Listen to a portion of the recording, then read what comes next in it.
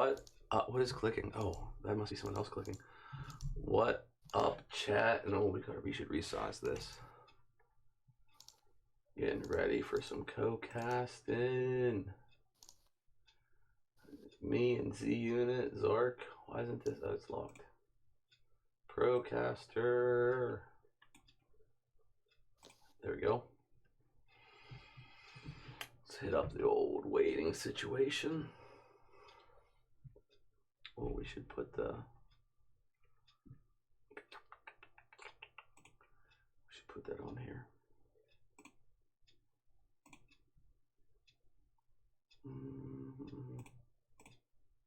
There it is. Reverse pick. Put it in a nice little spot. Here we go. Lock it. Lock and load. Not really. But anyway, we're gonna have some co-cast in here. Some reverse pick league team. Let's get some sounds. Check us out. Oh, you know what we should do? Till Zark comes back. There's no ambience. There it is. There's the ambience. Alright, we're not gonna do that. We're not gonna do that. We don't like the ambience.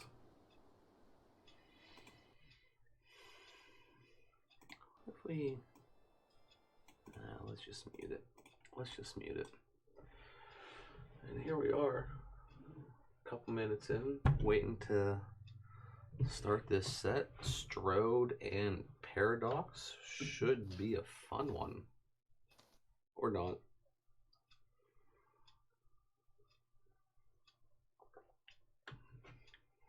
Yo, welcome in everyone. We are live now with return of reverse pick casting with Terry Maximo tonight. We got all three divisions, or 3 out of 4 divisions on the show. We are starting it off with a little bit of bracket number 2 action between Strode, Saint Road. Who knows how he wants us to say his name? Versus Paradox 303.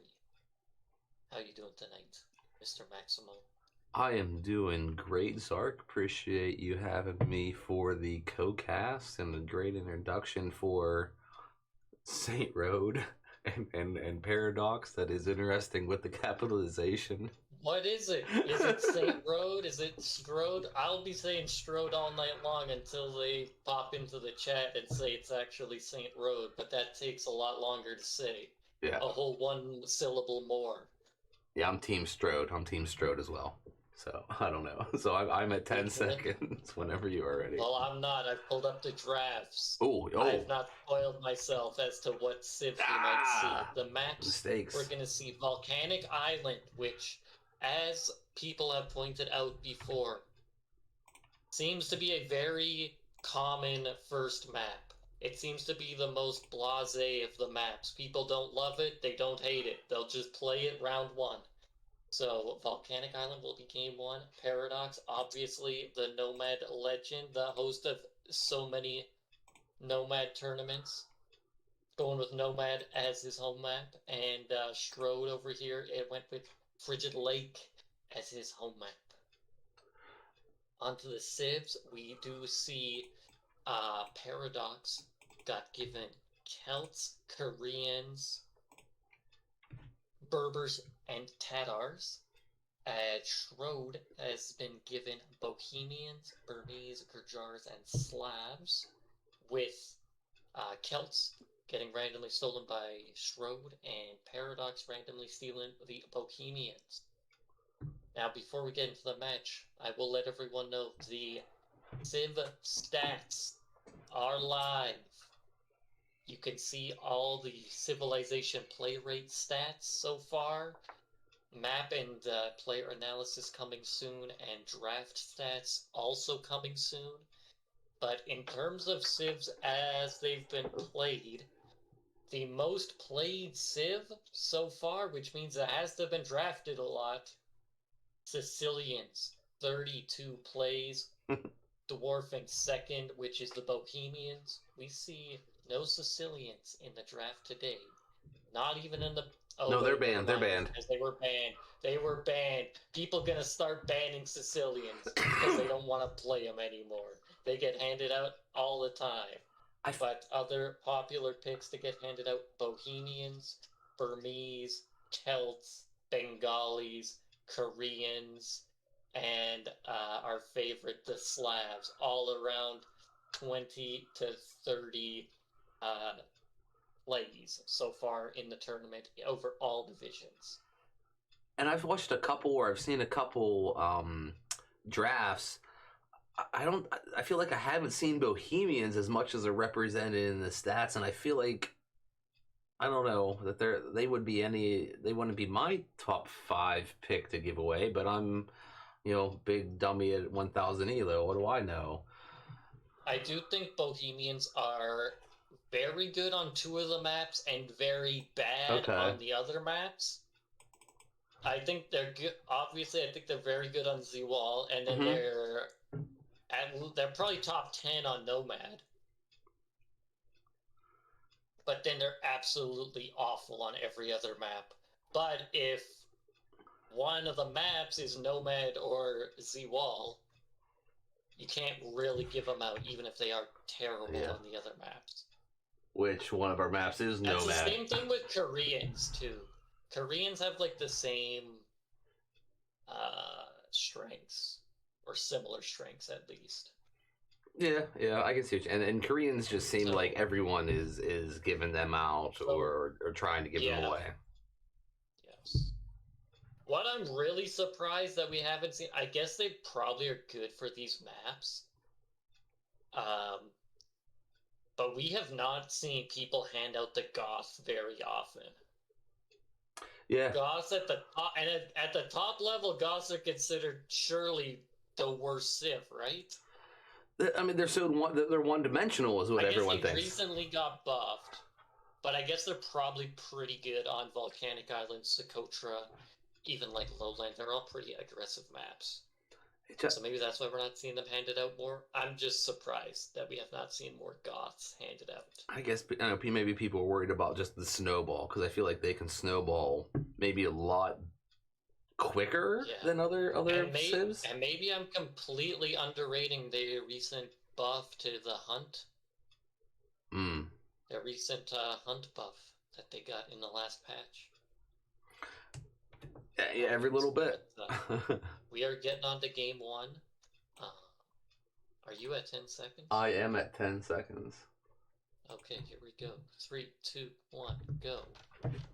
So we got Paradox, who is not playing in the gray. I'm sorry, I hate gray. He's playing in the blue as the Bohemians. Interesting, he's picking Bohemians on Volcanic Island.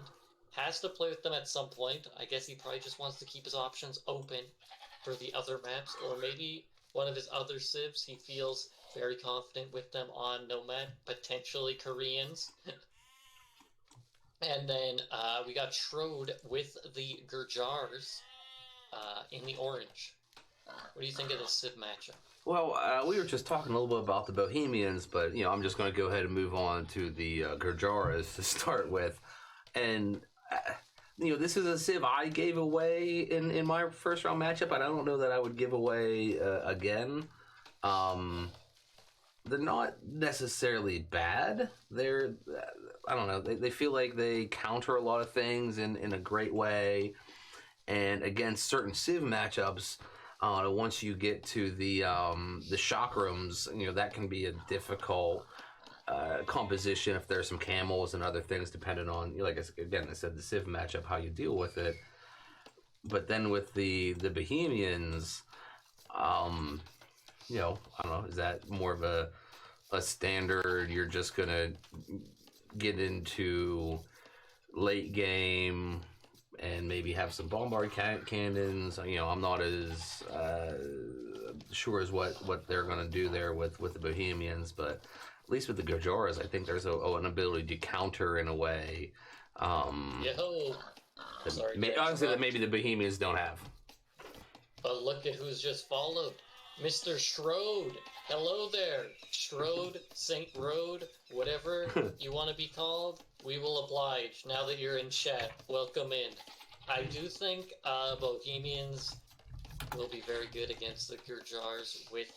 Gurjars really do struggle against infantry civs, especially civs that have very good spearmen and pikemen and halberdiers, and Bohemians arguably have the best pikeman spearman line in the game. And a couple wagons help out hugely. Gurjars will need to do damage early. I feel like in Feudal Age, they got to get some damage in on the Bohemians, because if Paradox is able to get a defensive position, a castle up, and can just play total defense and then push an imp with bombards and halberdiers, I feel like Gurjars might not really have too much of an answer for that. So I think I would like to see Mr. Strode here go with some heavy aggression in the Feudal Age.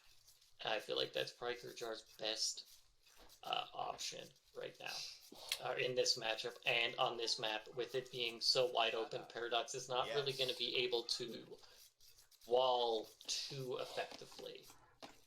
And Paradox under the TC with just a whole bunch of vills and the hunt.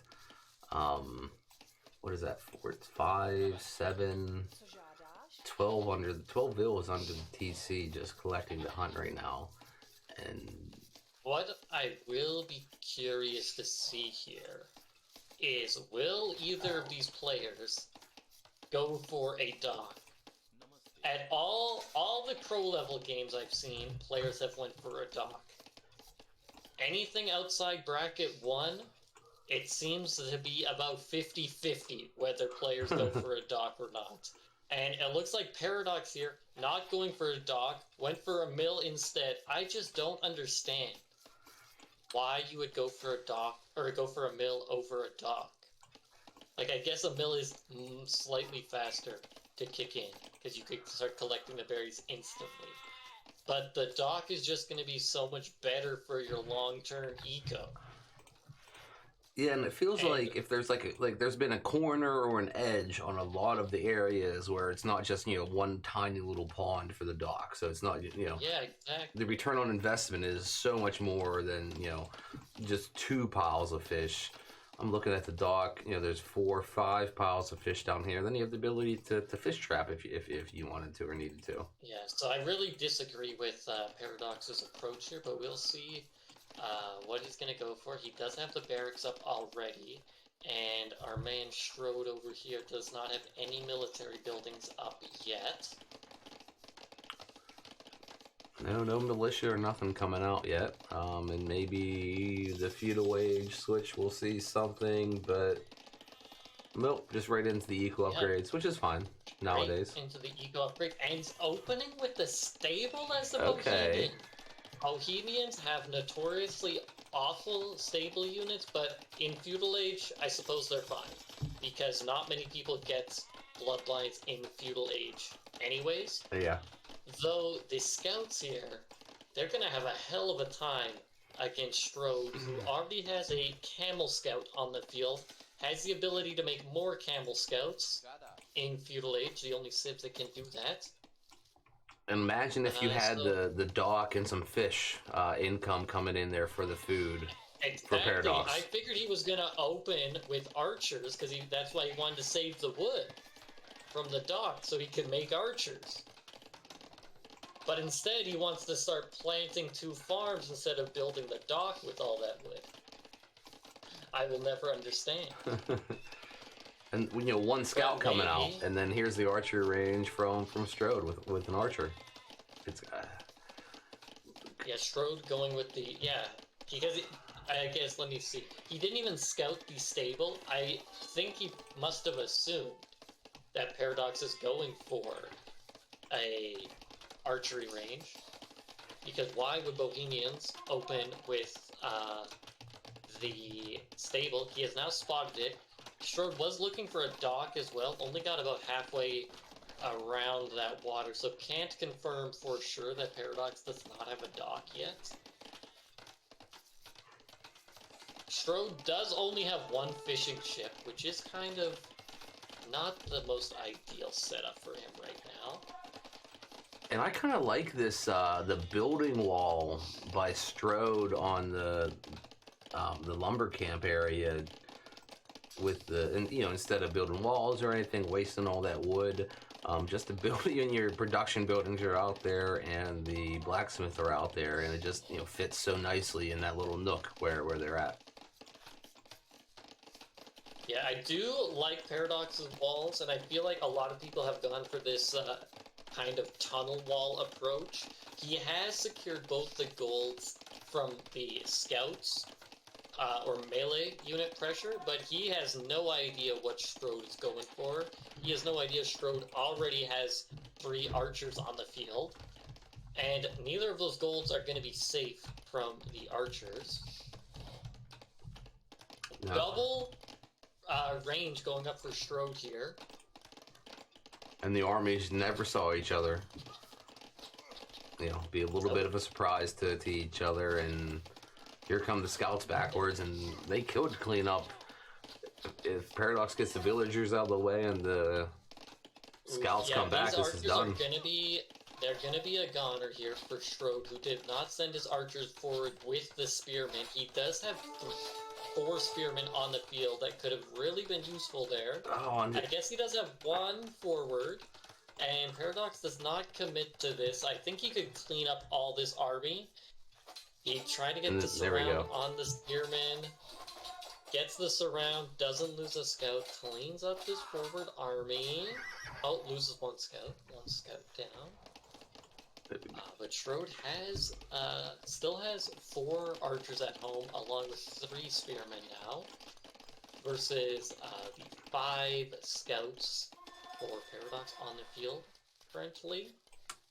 And Strode has a camel down south, just checking for the dock, and does not see it. Yep. Or does not see one because it's not there.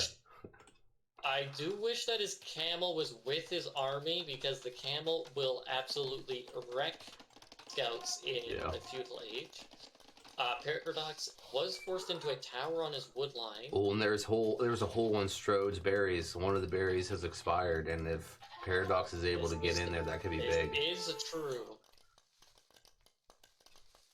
There are no spearmen hanging. Well, the spearmen are hanging around the gold, so he should be okay there. More archers being massed in the back. And, Strode does see where the other gold spot is, so he's likely going to head straight over there. And Strode's coming back to engage an army, and I think that's a mistake. I think Strode needs to stay forward with the... Yeah, he is staying forward here. Paradox coming back. Paradox needs to stay forward with the scouts. 9 scouts. There's only 4 spearmen at home, but they should be able to handle that amount of scouts. Strode is up to a 5 eco unit lead, almost solely because of the fishing ships. Paradox forced into buying another tower, and Strode is in a great position, and like I said at the start, had to go for some feudal pressure because he probably is at the civ disadvantage the longer this game goes on. But it caught Paradox off guard with all these archers. Paradox trying to catch Strode off guard with the scout play from the Bohemians. And those scouts are looking pretty out of place here. And it's looking like Strode is going to be able to head up to the Castle Age very soon. Whereas Paradox is very far away. Yeah, Strode was able to produce enough military at home that once Paradox brought the scouts back, there was nothing that they could do. Running home, 3 scouts with, 31 life left, or 31 health left. There's not much they can do left, and Strode has 2 armies in 2 different places. Looks like it's going to be up to Castle Age here very, very, very shortly. and Paradox, gonna have to Won't be catch up. that far behind, but he'll be very far behind in terms of the total army that's on the field. It's now 25-5 with a 7 eco lead, which is incidentally the number of fishing ships that Strode has. Strode lost the scouts again to the archers. There's going to be 24 archers by the time Strode hits feudal age at a minimum. And once they get Bodkin and the crossbowman upgrade, Paradox is really not going to have an answer for it. The only thing he'll be able to do in Castle Age, I feel like, to survive is if he gets a huge mangonel shot. He's going for another tower, but he's really going to have to rely on some siege defense here. And even I was thinking, even for the offense for Strode, I mean, there needs to be some siege or a castle drop or something, because even though Paradox is behind, like you said, a couple good siege shots, and the army for Strode is gone, and that could swing some things in the other way. So there needs just that finishing shot from Strode right now is kind of what they need to do. I would gamble that Strode is going to come forward with a siege workshop. We also should note the Gurjar's siege elephants do additional bonus damage. They benefit from the 25% extra bonus damage that the Gurjar bonus is, and those things absolutely destroy buildings. So I'm guessing we'll see some of those forward, potentially with the Mangonel. Strode getting Bodkin and getting crossbow and getting gill nets. He is putting these fishing ships to work. Though the fishing ships at the very top of the map are completely exposed to those 2 scouts who could clean up all the fishing ships and the fish traps. Oh, look at that. That's so close. Just on the other side. Just patrol them around. Yeah. Well, he sees where the dock is. And here's the siege workshop coming a little close, siege workshop but coming in. Although Strode has seen that Paradox has gotten Bodkin now. Paradox is going for elite skirm defense, not actually going for siege defense. He is on 2 ranges currently. And you're in such a tough spot if you're as Paradox right now. There's so many things you want to do. You just do not have the resources. You can't expand. It really feels like it's only a matter of time before we see the GG. Because what can you do? You can build a couple army, couple things, and once the siege comes out here from Strode, the elephants, I feel like you have no response. You have no pikes. And also, I feel like Strode is maybe the best civ to deal with a skirm switch, because you just build 1 stable and go with the Shravamsha riders. Oh yeah. And the skirms will be absolutely decimated. Even worse than if someone was adding in knights. Paradox is preparing for that possibility with the addition of a monastery in the back, but he's down by 20 eco units right now. The eco KD 6-0, and these siege elephants. Look at this barracks just get absolutely decimated. They're doing 100 damage per volley between the 2 of them. Mangonel's coming out behind them. This tower is not long for the world. Paradox has no wood access right now, and does clean up a army in the back for Strode, but there's still that full army at the front. Friendly fire on those elephants, a little rip, but Paradox just called the GG, and Strode takes it 1-0. Gurjar's maybe a little too strong of a civ to be handing out at this point. Yeah. Also, it proves if people are watching this and they're still alive in the tournament, maybe adding fishing ships is pretty strong. You should probably add fishing ships on this map. Just my suggestion. And we didn't see it. Hate one with the Gurjars. we didn't see any of the Shravamsa riders, but I feel You like hate they're so good and Strode. so I hate them so much, but they're just Why so do you good. hate that you won with the Gurjars? Because you think they suck and you wish that they had proven to you that they truly do suck? Well, yeah, because I gave them to my opponent and my opponent beat me. I wanted to see them lose because I But, obviously can't be the one that was wrong. well, yeah, Strode thinks the Civ sucks so bad, but he apparently only ever wins with them, which I feel like might prove the opposite point. Maybe you just gotta be a Gurjaran believer. Let's mark it back to the draft. Let's get the draft marked up. Volcanic Island was played, and Gurjars got the win. Bohemians took the L. We are going to go to Paradox's home map, I assume, of Nomad.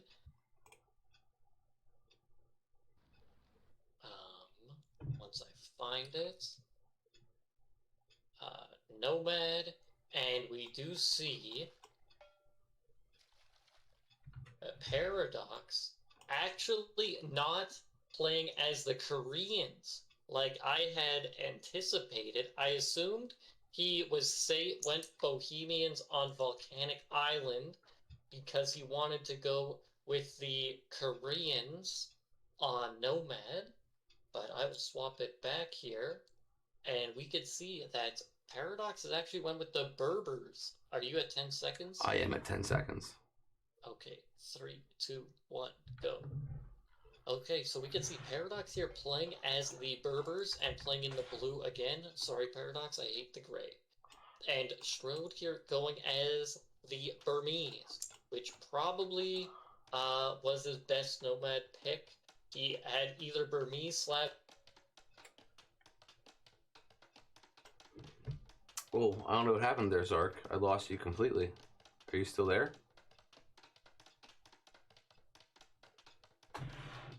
Uh-oh, we gotta check the old Discord machine. What happened? What's going on? I got booted. I don't know what happened. I got booted.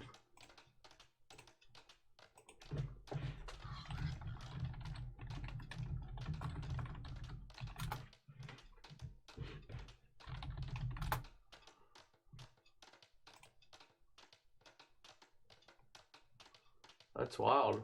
What happened? I don't know. Cocaster is back. Yeah, I don't know. That's wild. What happened? Just got booted, hacks, whatever. But look, they're so close down in not so close, but both down in the south end, and all the villages were down there. That's always fun. We see Strode in chat, must be a big Hera fan.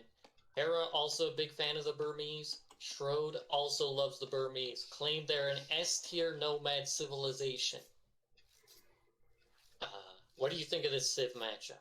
Well, I mean, now I'm just completely trying to think about why the Burmese are an S tier nomad civ. I would say they're probably A tier.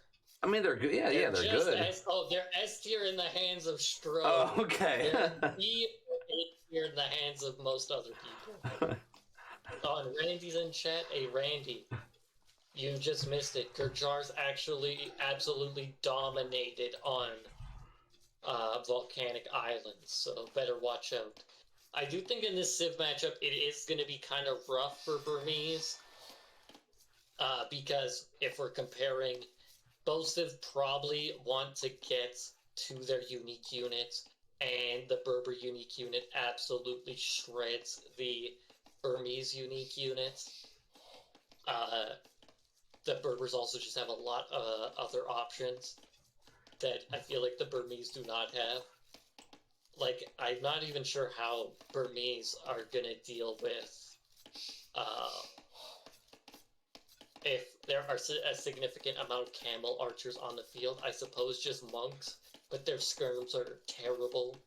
I suppose their knights are not bad and do have a tech where they can get a bonus against archers, but I see this as a pretty favorable Civ matchup for Paradox, which is maybe why he picked the Berbers, because he knew Strode had to go for Burmese here.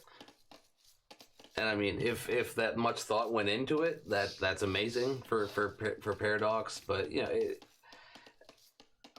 I don't know. It's just what how you said. What can you do with knowing what your opponent is doing? So I don't know. With the Berbers, there's maybe you're primarily cavalry, so you're going probably into scouts maybe, and then in the No, you guarantee they're gonna be. Yeah, I guarantee it's gonna be FC for both players, almost certainly. And then I'm guessing they're just gonna be castles for each players. And yeah, Paradox is in the chat now, saying he knew he was going Burmese, so went for the Berbers as the counter pick. The last map, if it gets there, is Frigid Lake.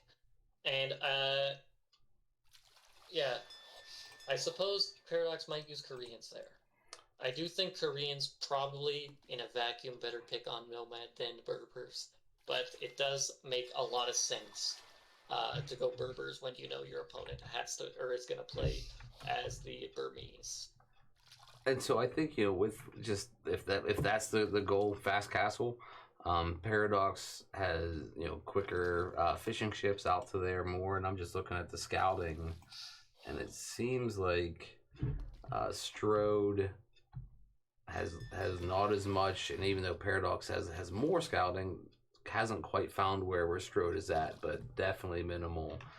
And that middle pawn might be pivotal and a good place here to dock in the not too distant future for either player. Yeah, I do love these generations with the middle pawn. I think it adds a lot of variety to the matches. Players are not totally screwed if they lose all their fish on the outside like you are occasionally on the DE Nomad version. Paradox is already up to the next age. It looks like maybe he's not going for the fast castle and is going for the water control. He does know where Strode's dock is. Strode does have the significantly worse scouting. Doesn't have a clue where Paradox's dock is or where his TC is. Paradox, I don't think he lost his sheep by that TC. But has not really figured out where his opponent is, although he does probably know his opponent is not too close to him, which is the main thing at this part of the game. And completely different strategies for both players. We have Paradox is over here with the second dock, and then we have Strode. No, I did that backwards. No, wait. Strode is both. Strode has the double dock and on the gold. I thought that was just from where the map was and where I was looking. I was thinking that left one was Strode, but no, Paradox. Those double docks, and on the gold, but I don't know that just not building anything, not committing. It's hard to halfway kind of two things, and I don't know if what they're going for, if that's going to be even archery range into something, or fire. There we go, 3 fire galleys for Paradox, but Strode. Paradox obviously opening fire galleys up first is going to kill all these fish. Strode is not going to have much defense. Still 20 seconds away from feudal age, and there's already 1 fire ship on its way to kill the fish. See, but Paradox hasn't even found a dock. Paradox doesn't even know that there's. Yeah, but he found where the houses were and lost the sheep. Okay. Everyone on Nomad, at least people that know what they're doing, always build a house with their dock, with their villa to start, to minimize. And there it is. Paradox has found it. Or to minimize idle time. So yeah, confirms that's where the fish are. Gonna start harassing them. Strode going for galley defense. Actually, I think the galleys are. He's going to build 2 galleys. That's what he's going to do. He's going to build 2 galleys and just try to snipe as many fish as possible. Because galleys are better at sniping the fish. Turns out he's not. He's going to try to out-micro these fire galleys, which I feel like is a very bad idea. It feels like a mistake. Kind of a joke point where there's other fire galleys coming. And this could go real bad for Strode real quick. It definitely could.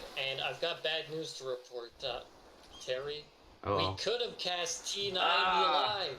He's playing right now, but he didn't announce it in the Discord, and I wasn't watching the stream to see that he was playing currently. We could have had a live cast, although I've heard the live casts are very buggy to try to find games. So maybe it's for the best. But y'all can go check out the T90's VOD after if you want to see how he fares against Dream CL in his matchup in the winner's round of the top bracket. Randy asking in chat, can you pick Romans in this tournament? Well, I suppose you could. We do have a rule with when it comes to the DLC civs, your opponent has to tell you which DLC civs they have access to. So if they don't have access to the Romans and they tell you that, then obviously you can't give them out. But if they got access to the Romans and you want to hand them out the Romans, feel free. But I feel like this is going to be the least purchased DLC out of all of them, at least for tournament players. Yeah, they're not on the draft. True, we could always edit the draft, but aren't they not even available to play in multiplayer right now? Don't they need to be rebalanced? So obviously we have to wait till they're available to be played in a multiplayer game mode. So Strode here does actually end up pushing these few fire galleys away here, but Paradox does have more coming and has a demolition ship coming. Strode is going to be the first one up to Castle Age.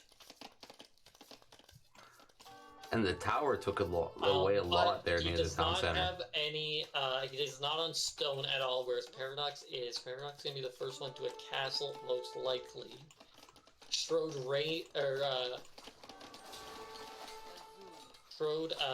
attacking here with a spear.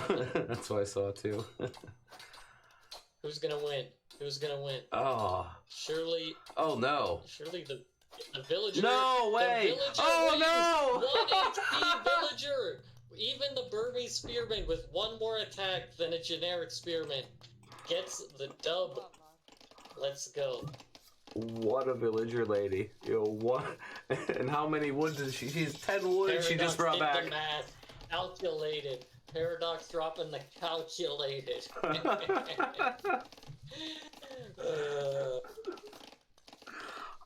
Oh, that's amazing. They're coming out for Strode here, but Paradox is dropping another extremely annoying tower that is 1 tile out of Strode's view. How annoying. I would be so pissed to see this when it starts attacking. This is gonna be a disaster for Strode. Paradox did the math again. He knew. How did you know that Strode didn't have Town Watch? How'd you know? Paradox does have a stable up now. Is adding in the camels. This tower is going up, getting walled in. This gold is gonna be completely underneath the tower, as is this stone. The knights on the field trying to take the fight against the camels. Wait a minute. Okay, and he built his villager in. For a second, I was like, wait, he accidentally clicked the wall and didn't finish it. But no, he wanted to finish the walls before the tower went up. Strode is adding in a second PC in the north. Fears he might lose this position in the south with these towers being super annoying. Does need to find another gold spot. On the water, neither player has got the water upgrade, but Schroed doesn't have any fishing ships left, whereas Paradox still has 5 fishing ships working. But Strode has taken the Vil lead, or at least the Vil tie, and has the military lead now. That a couple minutes ago or a minute or two ago, it seemed like Paradox might have been able to run away with this, and now Strode's position just seems a little bit better, maybe. I still really like Paradox's position. These towers are going to be so annoying. He can see so much of the map. He's going to win water, which will allow him to add a lot more fishing ships if he wants. He is going for a TC in the back now to close the villager gap. Now, Monk Knight versus Camel Knight. I think I will still take Monk and Knights, even though the Camels do counter Knights, but a few conversions on the Camels is going to be a lot more impactful than a few conversions on the Knights. Also, Burmese monks are significantly better than Berber monks, who I have no idea what techs they even get, but I know Burmese get all the techs. And they get the techs for half price. So if we see full monks from Schroed, that could be a pretty good option as it stands currently, but like we have said the whole game, once we see the camel archers on the field, it is going to be looking rough for Schroed to try to deal with those. What I really wish we'd see out of Paradox for pure meme purposes and not being effective purposes is a janitor switch.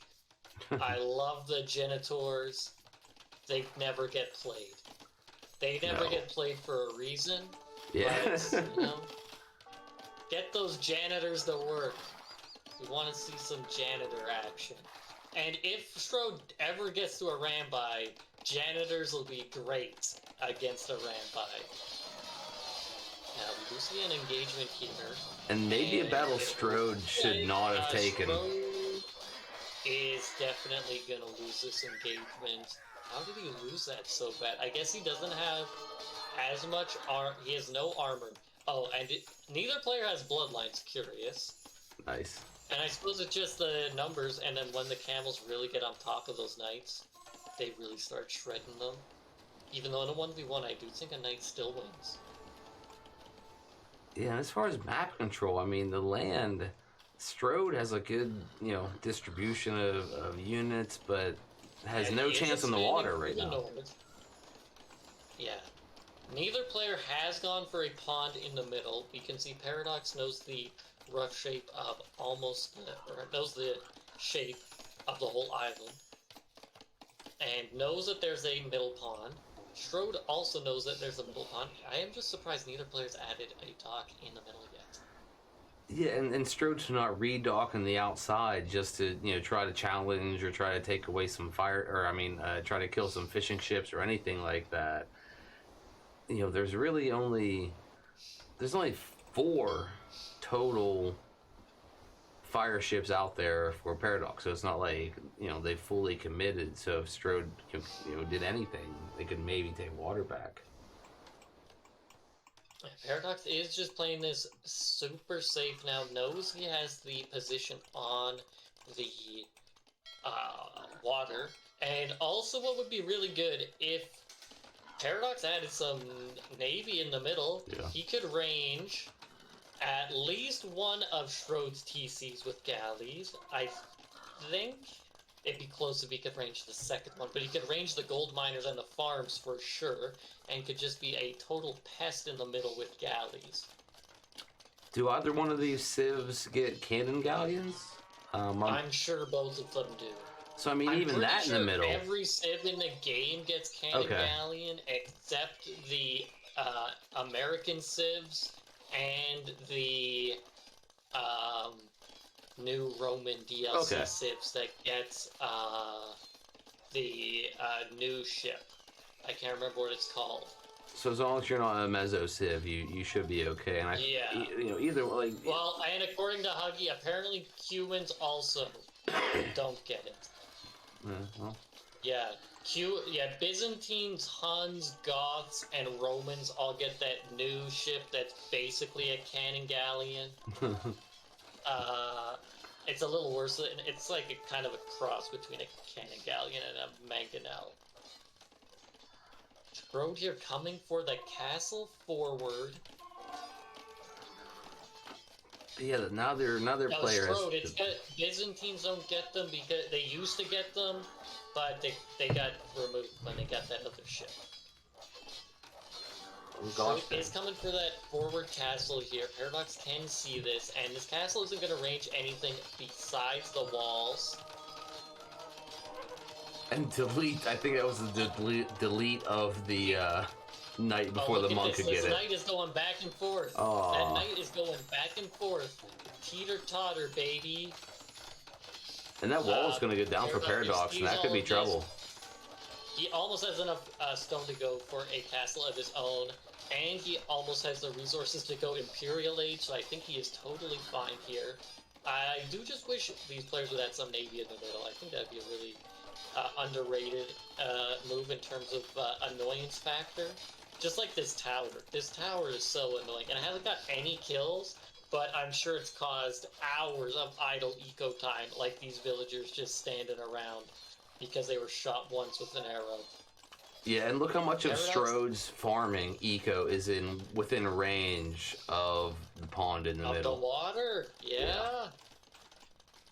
Just so much that could be doing. He is walling up behind all of this, but he is also on the way to the Imperial Age, has enough stone for a castle. I'm guessing he's just going to drop a defensive castle and then shred everything back. Strode, to be fair, is not so far away from the Imperial Age himself if he buys a lot of food. And there comes the castle. This is pretty aggressive. I feel like this might be a little too aggressive, and it does delete it, especially with him on the way to the Imperial Age. And there's a defense of, just a few steps back there for Paradox Castle, just because, you're going to need it. Yeah, he's just gonna get to the Trebs out. Does finally get gill nets. Has been adding in fishing chips this whole time, and it's been adding in docks. Still hasn't gone for a dock in the middle though. We know when they finally go for a dock we know that both these players have not been stream sniping, or else they definitely would have went for a dock in the middle finally. There's so much fish out there in the middle. 1125 and 675. Just a pure annoyance factor of having 3 galleys out there, I feel like would make it worth it. Yeah. Strode really needs to be going up to Imperial Age. I think he's got 1,800 gold right now that he's not doing anything with.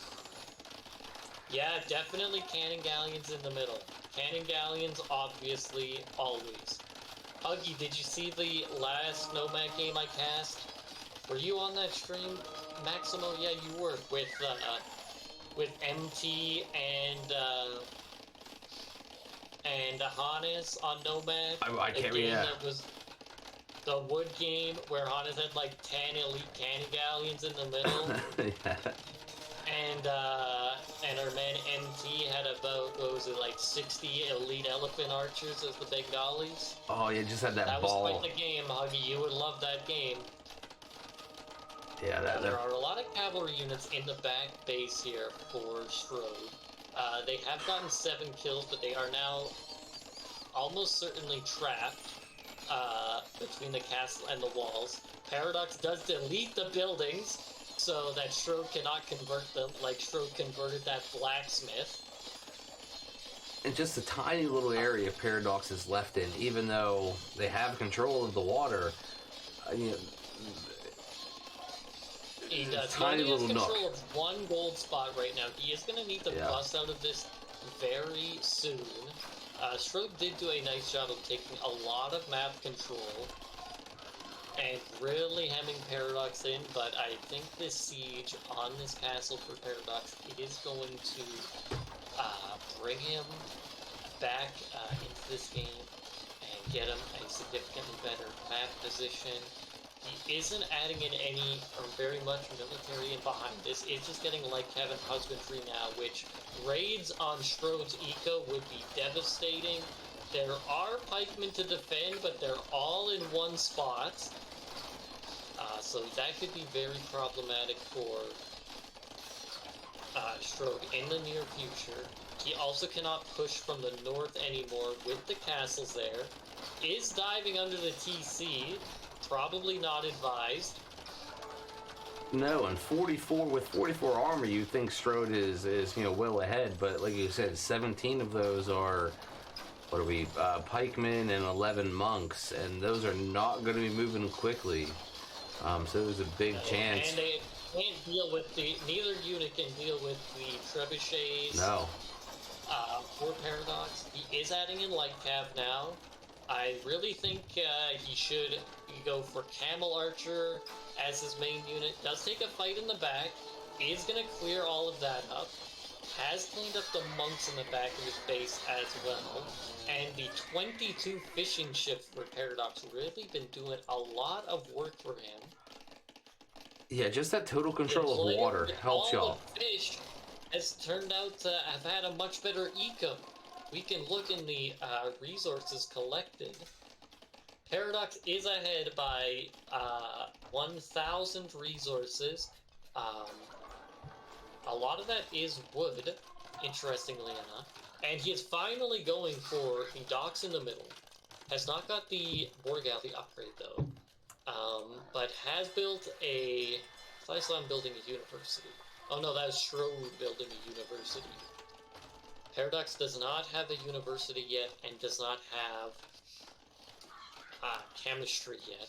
Halberdier is in for Strode, and there are 32 of them on the field. They are going to absolutely wreck the cavalry that Paradox has, but with enough micro, and with the big enough massive camel archers will be able to best the halberdiers pretty handily. And if Paradox uses those docks in the middle the right way, there's just no stopping it. Cannon galleons, come on, cannon galleons. He's just going for the regular galley upgrade, the right careening upgrade, all kinds of upgrades. Let's build some boats. But he has got in the back with the light cap and the camels now. Now, Paradox successfully deleted all but one camel before it got converted. And these light cav have only got 3 kills so far, but they did only cost him some food right now. And Paradox still doesn't have a university yet, despite having 2k wood. I do think a university here would be very, very handy for Paradox because, the cannon galleons can range at least half of this eco they can range like all the eco beyond the castle. And all of a sudden, Strode's army takes out most of Paradox's here on the land and has a huge army and Vil lead. Even though Paradox has stuff in the middle, I don't know, it's going to be able to attack some farms. What more are you going to be able to do with that than with those war galleys? But the thing is, what is Strode going to do about these camel archers? I guess when Paradox doesn't micro them at all, the halberdiers do great. But with even a little micro, bringing them back, keeping the camels with your ships. I would definitely prefer Paradox's position, just because are 54 halberdiers really scaring that many people? Especially when there's castles to defend? Like, Strode has no siege to do anything right now, which is going to be his main issue. He cannot push this at all. He's just defending. I know, I don't know, it's hard because Paradox has, so overwhelmingly had water for pretty much the whole game. Paradox has this army composition, now just down to one camel archer that I kind of missed where all those went into. And just well down in Vil's and army, and it's just with this little nook, even though you have the... Oh, but look at this! Hey, the halberdiers raiding the fishing ships. Halbs do, we can see, if I can click on one, stop moving. Halbs get a 17 against ships. Plus 17 versus the ships. That was the move the whole time. And here they are just killing them. Strode is having a castle denied by a bunch of war galleys. Paradox is getting the galleon upgrade, is getting ballistics. I don't know if he has chemistry yet. I'm guessing he does not have chemistry yet. But he's also not really microing at all. And Strode is gaining a lead with going pure halberdier. And has some monks trying to convert the ships in the middle. But now there's a couple of ships that'll come in and end that with these couple monks sitting there. But, that would have been, a little bit of another dagger in Paradox's side, because I really think it's all over for Paradox. Even though they have the water in both the middle. I don't think it's over. I think as long as he has water, he's got a chance, but he doesn't really, really need to get some cannon galleons of his own. And Strode needs to add in trebuchets, obviously. Yeah. He's got to start pushing. He has got to start pushing. Halberdiers, according to MTE, can take out buildings. I suppose they are taking out this mill eventually. And they are defending from the light tab pretty effectively, but that is 17 galleons in the middle that Strode cannot deal with. And here we go. Maybe you are right. Maybe it is. Is this the turn we're seeing with the galleons in the middle? I think Paradox really needs to get back on this other gold. He's nearly out of the main gold in the middle of his base. That gold in the south, Paradox needs to start taking. Yeah, the gold in the south is pretty safe-ish. There are a lot of halberdiers around it, but just bring over the camel archers. Yeah. Should be able to deal with that totally fine. He is pushing that castle at the top. Does not get it, though. The halbs do take out those trebuchets. But eventually, surely, we are going to see the cannon galleons. Come on. Cannon galleons gotta be the way. Gotta be the way. They're way more effective than trebuchets because you could just keep them out of range of the opponent's halberdiers right now. And there are only 37 halberdiers. Look at the res troop. Strode with 1,200 gold. Paradox with almost no gold. As we did point out, did run out of his only main gold that he had by his TC. Really needed to move a lot of villagers to that southern gold. I'd also lost about half of his fishing ships. Wait a second, I did not even realize this though. I guess Strode has no defensive upgrade for his castle, and the galleons are outranging the castle. Galleons taking out castles. Strode with no defense on those. Strode can't stop the galleons in the middle. Paradox has had water control, on the outside for the whole game, and then once they built in the middle for the rest of the game. And it's really not been contested at all by Strode. And that might be, and it feels like enough with the middle galleons, the trebuchets on the side, and the camel archers. I don't know that Strode has anything to stop this. The pikes aren't going to do it, or the halberdiers aren't going to do it. Yeah, I do think Strode really is in now a losing position. Score is still extremely close, but what is Strode going to do? We've been seeing this all game against cavalry or against camel archers. Burmese do not really have a great answer for cavalry archers. Strode is going for mana per cavalry, which gives the cavalry more attack versus archers, which would include camel archers. That switch is coming in real late, and we also pointed out all game that having middle control is going to be really annoying for whoever has it. Whoever's facing against it. Look at all these farms that Paradox is ranging with galleons in the middle. Yeah, and if Paradox even starts building anything on the outside, that's going to exacerbate the issues for Strode.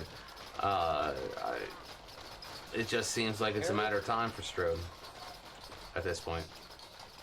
I don't know. Paradox still has not gone to another gold yet, which is concerning and could maybe be considered a potential throw move.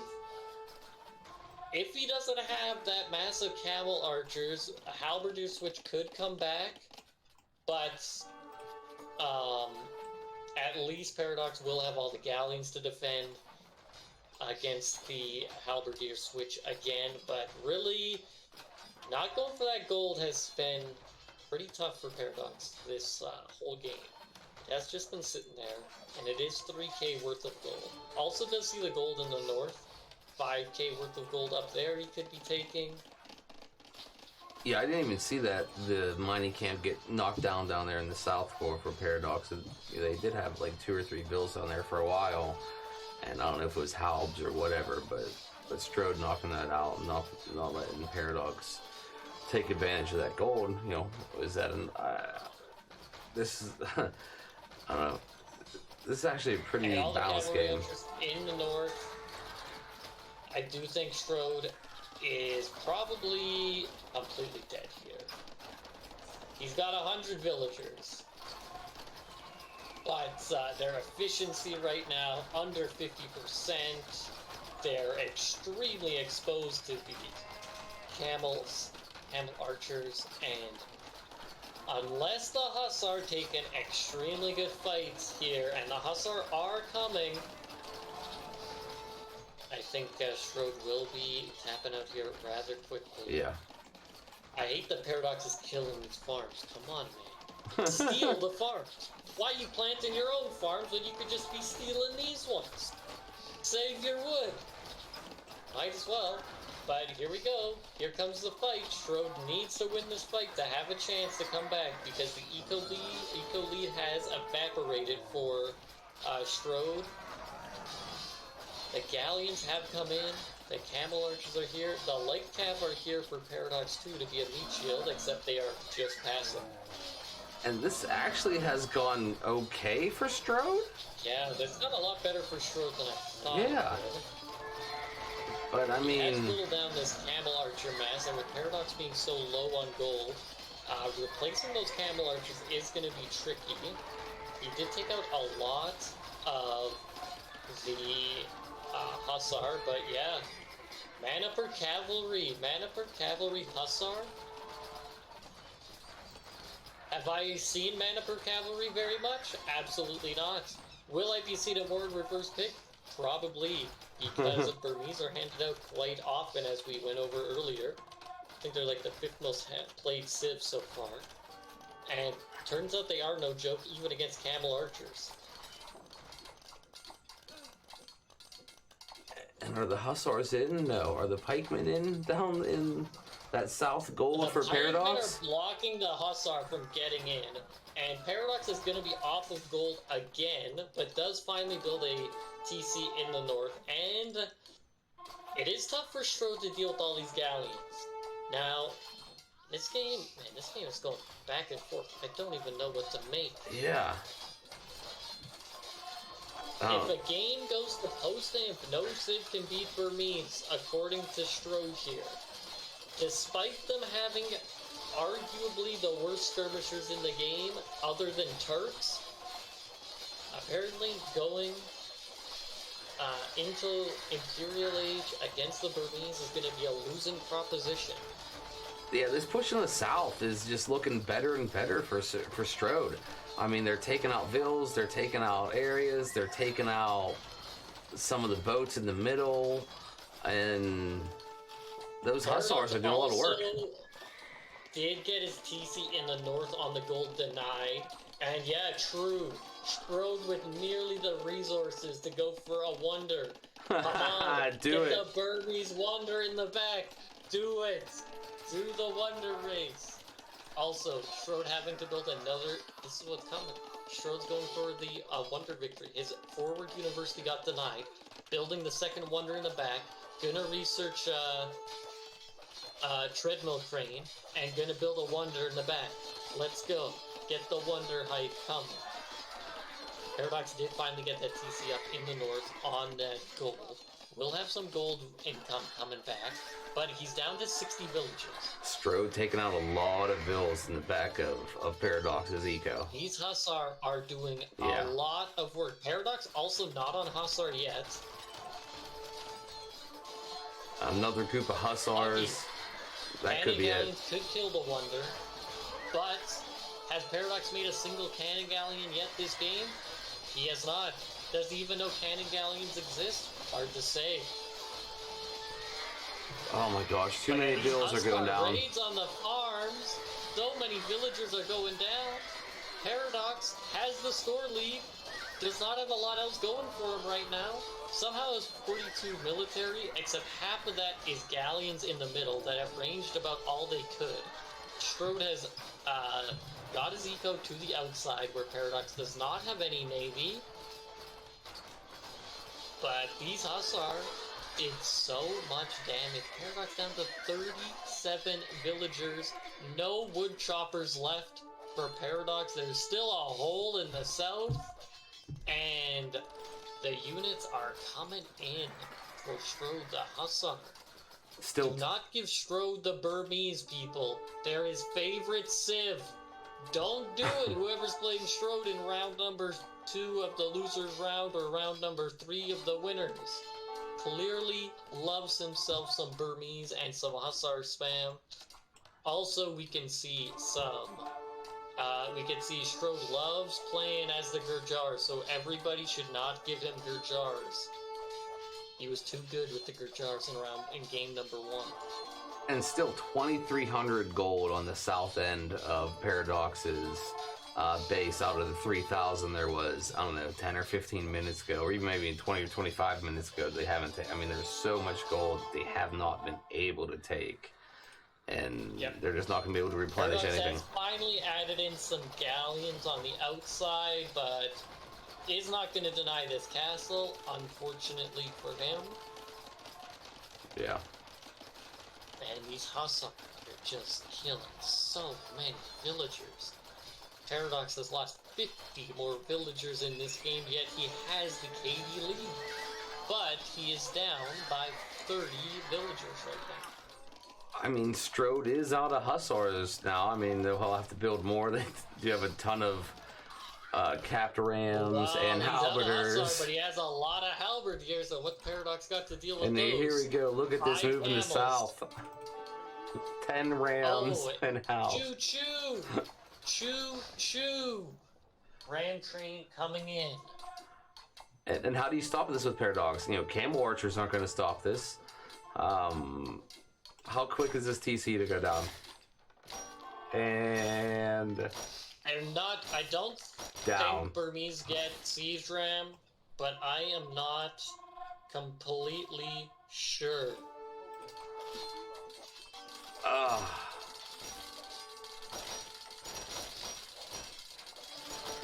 Petards, that's the way to deal with this. Paradox just needs to make a bunch of Petards. There we go. Petards do have a bonus against Rams. MT with the real big brain moves, the Smurf in the chat. Here we go. Everyone bust out that Smurf emote for MTE being active in chat. I don't think it's gonna matter. That castle's gone. Oh my god, if Paradox is actually doing it, he actually made all the Petards. But I think the castles are going down. Yeah, a Petard doesn't even one-shot a ram. Look at all these rams are really weak. Going down to Camel Archers. Now the second castle may not go down, but that one's gone. That first one is gone. I think the second one's probably also gone. Oh yeah, I didn't realize there was 7 left. I thought there were only like 4 or 5. 7 left. One of them has 2 HP. But the Hussar are back. Oh, no. And it looks like you were right when you called it about 20 minutes ago. Even though it definitely wasn't over 20 minutes ago, but Terry clearly could see the future. And this is looking awful for Paradox right now. 18 villagers. It is going to be game over. Paradox losing on Nomad. What a push with those Rams. GG. What a game for Strode and Paradox. Is he feeling a little silly leaving Koreans, probably the better Nomad Civ, on the table? Or is it just GG well played to Strode with his Burmese? Excellent play. But Strode takes this one 2-0 and moves on to winners round 3 of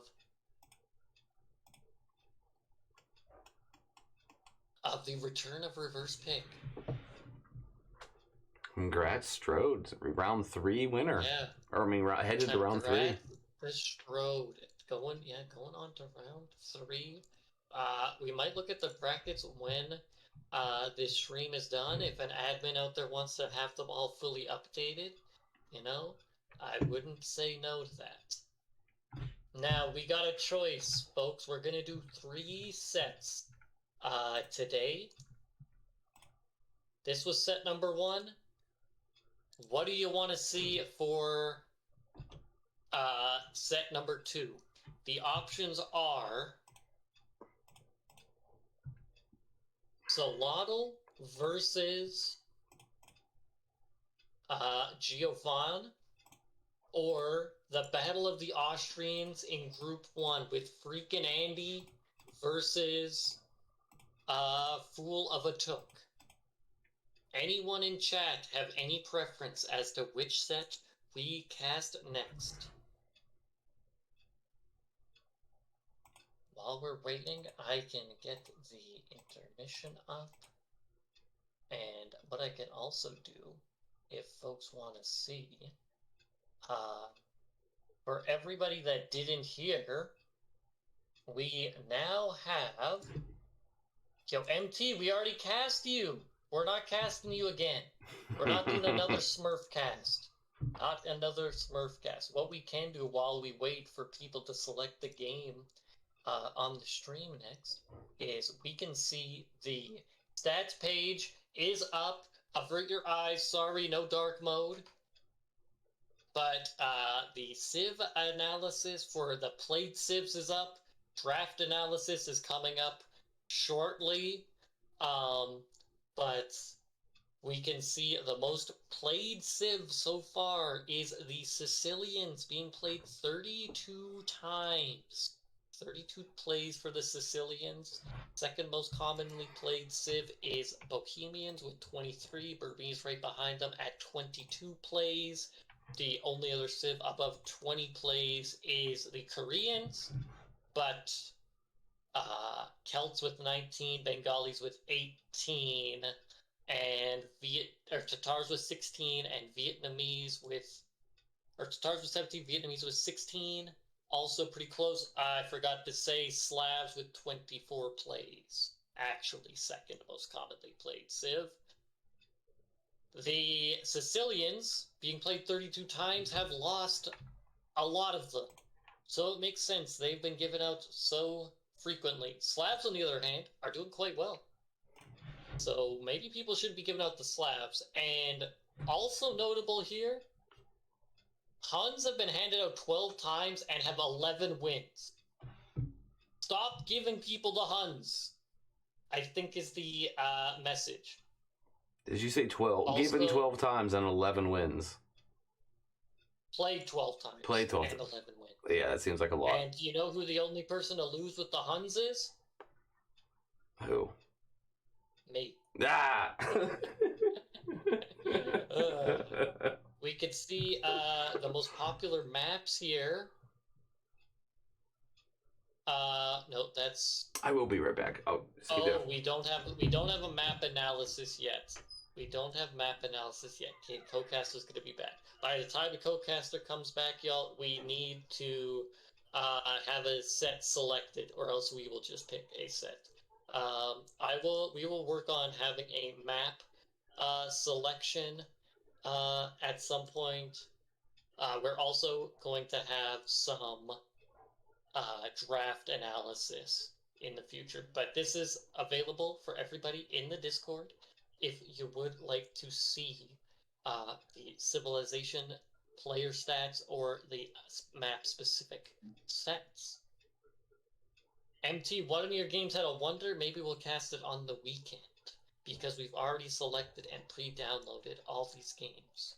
I think what we're going to do next is cast Giovanni versus Zolotl, because there's a chance maybe Giovanni is up right now, is a Brazilian. Maybe Zolotl is up too. We got some Europeans in chat right now, even though it's, what, 2 a.m. in Europe right now? Depending on the part, maybe. So, we're going to do Zolotl versus Geo. Next, I will pull up the maps and the drafts and tag them in the Discord, and we are going to see what happens in this match. I am excited to watch this one because we can give some insights or some information for these players, I should say. Geo, both these players are playing in the 7Ps League, another tournament run in the Discord. If you want to join, Season 3 will be taking place over the summer at some point. But Geo, I believe they're ranked pretty close in ELO. I think they're both around 1400. Giovanni, though, is in League A. He dominated the League Season 1 and made it to League A, whereas Zolotl is in League D. Oh, wow. And they're in the same bracket in Return of Reverse Pick, so I'm interested to see how this is going to go just with their league discrepancy. Yeah, if you're gambling, I mean, Zolotl seems like you'd get a pretty good, good minus or whatever. Yeah. I will have gambling up for this next one. Stay around if you'd like to gamble on these sets. We can see the maps. Lowland going to be the first one, probably the rarest map, I think. Maybe Socotra. I haven't seen much of either of those. Geo going with Socotra, speaking of, as his home map, and Zolotl with Volcanic Island as their home map. Might see some more Volcanic Island. I know we have some Volcanic Island haters out there, but I think it'll be a pretty fun map to cast. I'm going to tag the players. Zolotl versus Geo is up now. The civs, we see Celts, Bohemians, Sicilians, Bengalis, all commonly chosen civs, along with Koreans and Slavs. But we do see that Cumans and Turks were given out by Zolotl, maybe doing some research into his opponent. Or maybe just knows the strat to beat Bengalis, Cumans, and Turks. We shall see. We shall see. What do you think we're going to see on Game 1 Lowland if you haven't loaded in already? I did, but I already forgot what I was looking at because I clicked a couple different windows. Okay, perfect. I don't know. So Lowland. I think we're going to see. I'm going to guess Bohemians. It's going to be. I feel like Sicilians versus Cumans or Slavs is what we're going to see. I feel like Cumans, honestly, could be a pretty good lowland civ, especially you go for the 2 TC boom. There's not that much gold at your base, but you go for the second TC in the middle. I think I might like the Cuman play there. Big brain. So I'm going to predict versus Sicilians. Yeah, or maybe it's super dumb coming from the 1200 out here. Okay, we are going to get into it, though. I'm going to pop on to 10 seconds. I didn't even show everyone the draft. Whoops. Procaster. And the draft will be up for a total of 5 seconds before we get into this. Are you ready? I am at 10 seconds whenever you are ready. Okay, 3, 2, 1, go. Okay, so we are on the game now. I'm gonna get the gambling going, and Maximo over here can give us a rundown of this Civ matchup. Well, and maybe not the matchup we were kind of looking at from the Civ draft. We got Sicilians over here for Nephthys or Zolototl. And I think, who were we looking at? We were looking at maybe I thought it'd be Cumin, but I did think it would be Sicilian. Okay, oh yeah, from Sicilian's a good on Zolotl. that side for Zolotl, yeah. Let's pause at 1:30, and I'll change the name to Zolotl, because that's what they go by on Twitch and in the Discord, and it's easier to say than Nephthys, their current name. So I'm just gonna switch that. I'm at 1:30, and I'm good whenever you are. Okay. We can also add a flag, since we actually know where these players are from.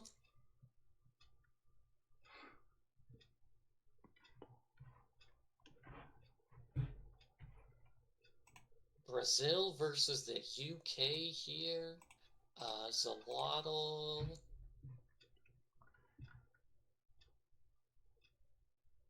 Okay, I'm ready to go again. I am. 3, 2, 1, go. And with the Slavs, I don't know, we were sort of talking about maybe the Cumans or something else with Geo. But I guess, you get it's the reverse pick, so you get that randomization that the Slavs, so maybe you just get rid of it right away. Maybe that's your strategy. It is. These civs are pretty similar in the grand scheme of things. They both have a farm bonus. They both have very good cavalry. They both have pretty good infantry. Slavs probably have better infantry. Slavs do have very good monks. Slavs versus Sicilians that have terrible monks. But the Sicilians do have the better unique techs. And if we do see Slavs go for full pikemen, Zolotl could always click that button and go for the First Crusade and get 25 sergeants on the field to handle them. So I do think it'll be an interesting matchup here. I do think we're going to see a lot of Farm Simulator and potentially a super long game. Because both these civs do, eco-wise, at least take a little bit to get going, with no real Dark Age bonuses. The wood camp from Zolotl, like I do understand how it gets there. That's the low elo right? Legend wood lumber camp. You can pump both forests at the same time. This is great. Although Zolotl going for a very interesting build, maybe even watching some King of the Desert, 2 villager lumber camp we see from Zolotl. Not even 3 or 4, but Geo is going for the same build. We got a bunch of nerds out here pushing deer, going for 2 vills on the lumber camp. I think we're going to see a very fast up for them and a very and probably scouts from both players. What would be the Huns here? Jeez. Yeah. Yeah. Hey, they've been prepping. You love to see it. You love to see when the players in the lower brackets really are working on the build orders and busting out the pro strats. Not quite fully pro strats, because we do see a mill. A lot of pros these days have been going pre-mill up into the aggression. Have the barracks as their second building, not actually the mill. So a lot of still playing this a little conservative, but we got to remember these players are around 1400 elo. So they're basically Geo, gods to me. Welcome in, mates. Glad you're still awake out in Brazil. Let me guess the time in Brazil right now. It is 11 p.m. in Brazil. Am I right? But glad you could make it. Hope you enjoyed seeing your game on the big screen. 10:30. Hey, I was close. I was close. And a big time move to the lumberjacks here for Zolototl. Just 11 on there. For both players. Oh, wow. Heavy. Okay, I missed it for Geo. Geo with the second lumber camp. Geo went up one population earlier. Zolotl is currently housed. Geo will be housed very soon. Both players really need to get a house built. And Zolotl dropping the barracks, dropping the 2 houses. Geo still has not dropped the house yet. He is building the barracks at the front, though, and has Zolotl seen the barracks? No, he's not really scouted anything. Neither player has done that much scouting of their opponent because they were so busy pushing in the deer. We do see Geo finally getting that house up. I mean, we did make fun of the lumber camp for Zolototl, but it does. Hey, it is working. It is working. I did. Let's not say we over here. I am appreciative of the dual purpose buildings. Stable coming out for Geo. Scouts like we expected. Zolotl did scout that. Zolotl going for a stable of his own. And Zolotl really trying to pick off one of these vills is going to be unsuccessful in that. And we're seeing a Scout v Scout battle here. Now, Geo did get double bit X before Zolotl, but Geo is idling the TC a little bit. Unnecessarily. Racking up a whole villager's worth of idle time there. And Zolotl is at the advantage on the initial scout fight, but Geo has a scout backup that could come in and clean this up. And is moving in with the other scout right now. There we go. Clean that up. And Geo even saves the weak scout. Now put that bad boy on auto scout. Gonna take them both forward, I guess. Now, Zolotl here is kind of, I think, wasting this Sicilian bonus a little bit. Is planting a bunch of farms without horse collar. And let me see if I can get this actually correct. I think the Sicilian bonus is they have 125% more food on their farms from the farm upgrades. So the Dark Age farm does not benefit at all, but once you get horse collar, your farms are going to be lasting forever. Which Zolotl did just get horse collar after he planted 5 farms already. A little bit of a waste. Whereas the slab farm bonus affects farms at all stages, so it doesn't even matter how much food is on them for their bonus to really kick in. And it really feels like the advantage that Geo had with the scouts, maybe a little 30 seconds a minute ago, is completely gone. Zolototl was walled up, has the pike or spearmans in the right place, but that being said, Geo somehow does have a better economy setup currently, and is on the attack, which is always the better position to be in. He does have a lot more farms out.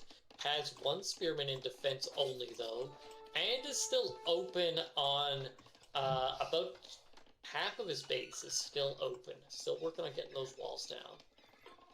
Yeah, Zolotl is just defending with 2 spearmen currently, and has all the walls down at the side of his base, none in the front. This is one of those real good places, like a scenario, which you start at this position, how do you win? You start at this position, how do you win? And for either side, Geo or Zolototl, there's so many opportunities. Zolotl might lose a vill. Nope. Escapes. Geo is in the back with 4 scouts.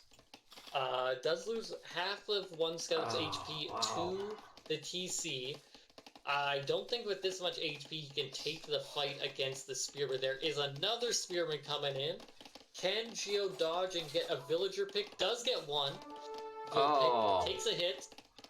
Wall and something in. And is going to get out of there with the scouts. Beautiful Wow. micro here by Geo. Just think a couple quick walls, a quick gate, or a quick house, or something like that, so the spearmen could get to those scouts and how. Yeah, you say that. Hitting those quick walls, and especially the quick gates, like the quick gates of Viper makes look so easy. Yeah, I just learned recently. What is it? You hold Alt and you do the scroll wheel, and your gate will turn. Look at me learning. You know. Except then you have to make the decision in 0.2 of a second which way to turn your gate and where to place it exactly to trap everything. That's quicker than me sitting there hitting a bunch of buttons and not turning and me trying to figure out what to do. Yes. Now, Geo has just been such a pest with these scouts. They only got 1 kill, but I'm sure they caused a significant amount of idle eco time. The villager lead is 2 for Geo, who is a little bit closer to the castle age, is dropping a second stable, is walled about 80% now, does not have walls in the front, just like Zolotl doesn't. And there are still 2 weak scouts there. If they get a Vil pick, this will be absolutely incredible value. Yeah, and it's still so even. Like they won't. With all that advantage. Just a 3 villager difference, except idling the TC right now to go up is Geo. Zolotl could bring it back, and like we said at the start, these civs are very similar, and these players' strategies so far this game have been very similar. Not a huge amount of scouts made by either player, kind of playing it safe, waiting for their eco to get rolling. We see double stable for Geo here, who's going to have a slight lead to Castle Age. And we still only have 1 stable out for Zolotl. And both players looks like they're going in a second stable. They're playing this like it's a mirror matchup. That's what I'm gonna say. It looks like they're both going for stables, for horses, because we have scale barding coming in, we have bloodlines coming in, the second stables, and we're just going, strength against strength. Well, or weakness against weakness. The biggest difference is gonna be that the Slav monks are significantly better than Sicilians. I can't remember which text Sicilians actually get or don't get, but they don't get a lot of monk text. Whereas Slavs get a ton of monk text. I'm pretty sure they get every single monk tech. And I think they might also have a civ bonus for monks. So if we're coming down to Knight v Knight, if there's a couple better monks mixed in for Geo that have more HP, could convert enemy monks, I feel like that could be a real difference in these knight battles. Yeah, and the Slav farms will obviously help, but I was just looking at Zilototl's base versus Geo's base, and Zilototl actually does not have great access to stone right now, whereas Geo has some in the back of the base, and then can maybe grab some out in front a little bit quicker and easier, especially with these 2 town centers right there. Yes. Look at this. These guys are just playing this so similarly. Second TC in the middle. Second TC in the middle for Geo. Third TC coming in the middle now for Geo, though. Who does have a few more knights than Zolotl does.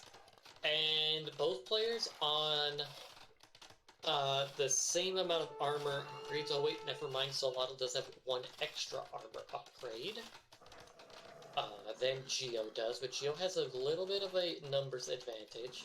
I am surprised Geo has not dropped the monastery yet. I will point out on this map, the relics are not really close to your base. They're kind of in 4 corners plus the middle. So relic victory on this map is definitely in the cards and could be a possibility. And we do see the monastery coming out for Geo. Truly the stream sniper. We have seen Geo in chat. So clearly a stream sniper move here for Geo, building that monastery. And with 600 gold, you got to figure there. At the very least, want to build more knights. Yeah. And all you've seen from your opponent is knights. Absolutely. Geo is not on stone at all, whereas Zolotl is. A castle in the middle for Zalotl, which goes up so fast as the Sicilians, could be extremely powerful as it would range 2 TCs. We'll see if Zalotl can get there. Only has 2 on stone right now. The monks are coming out for Geo.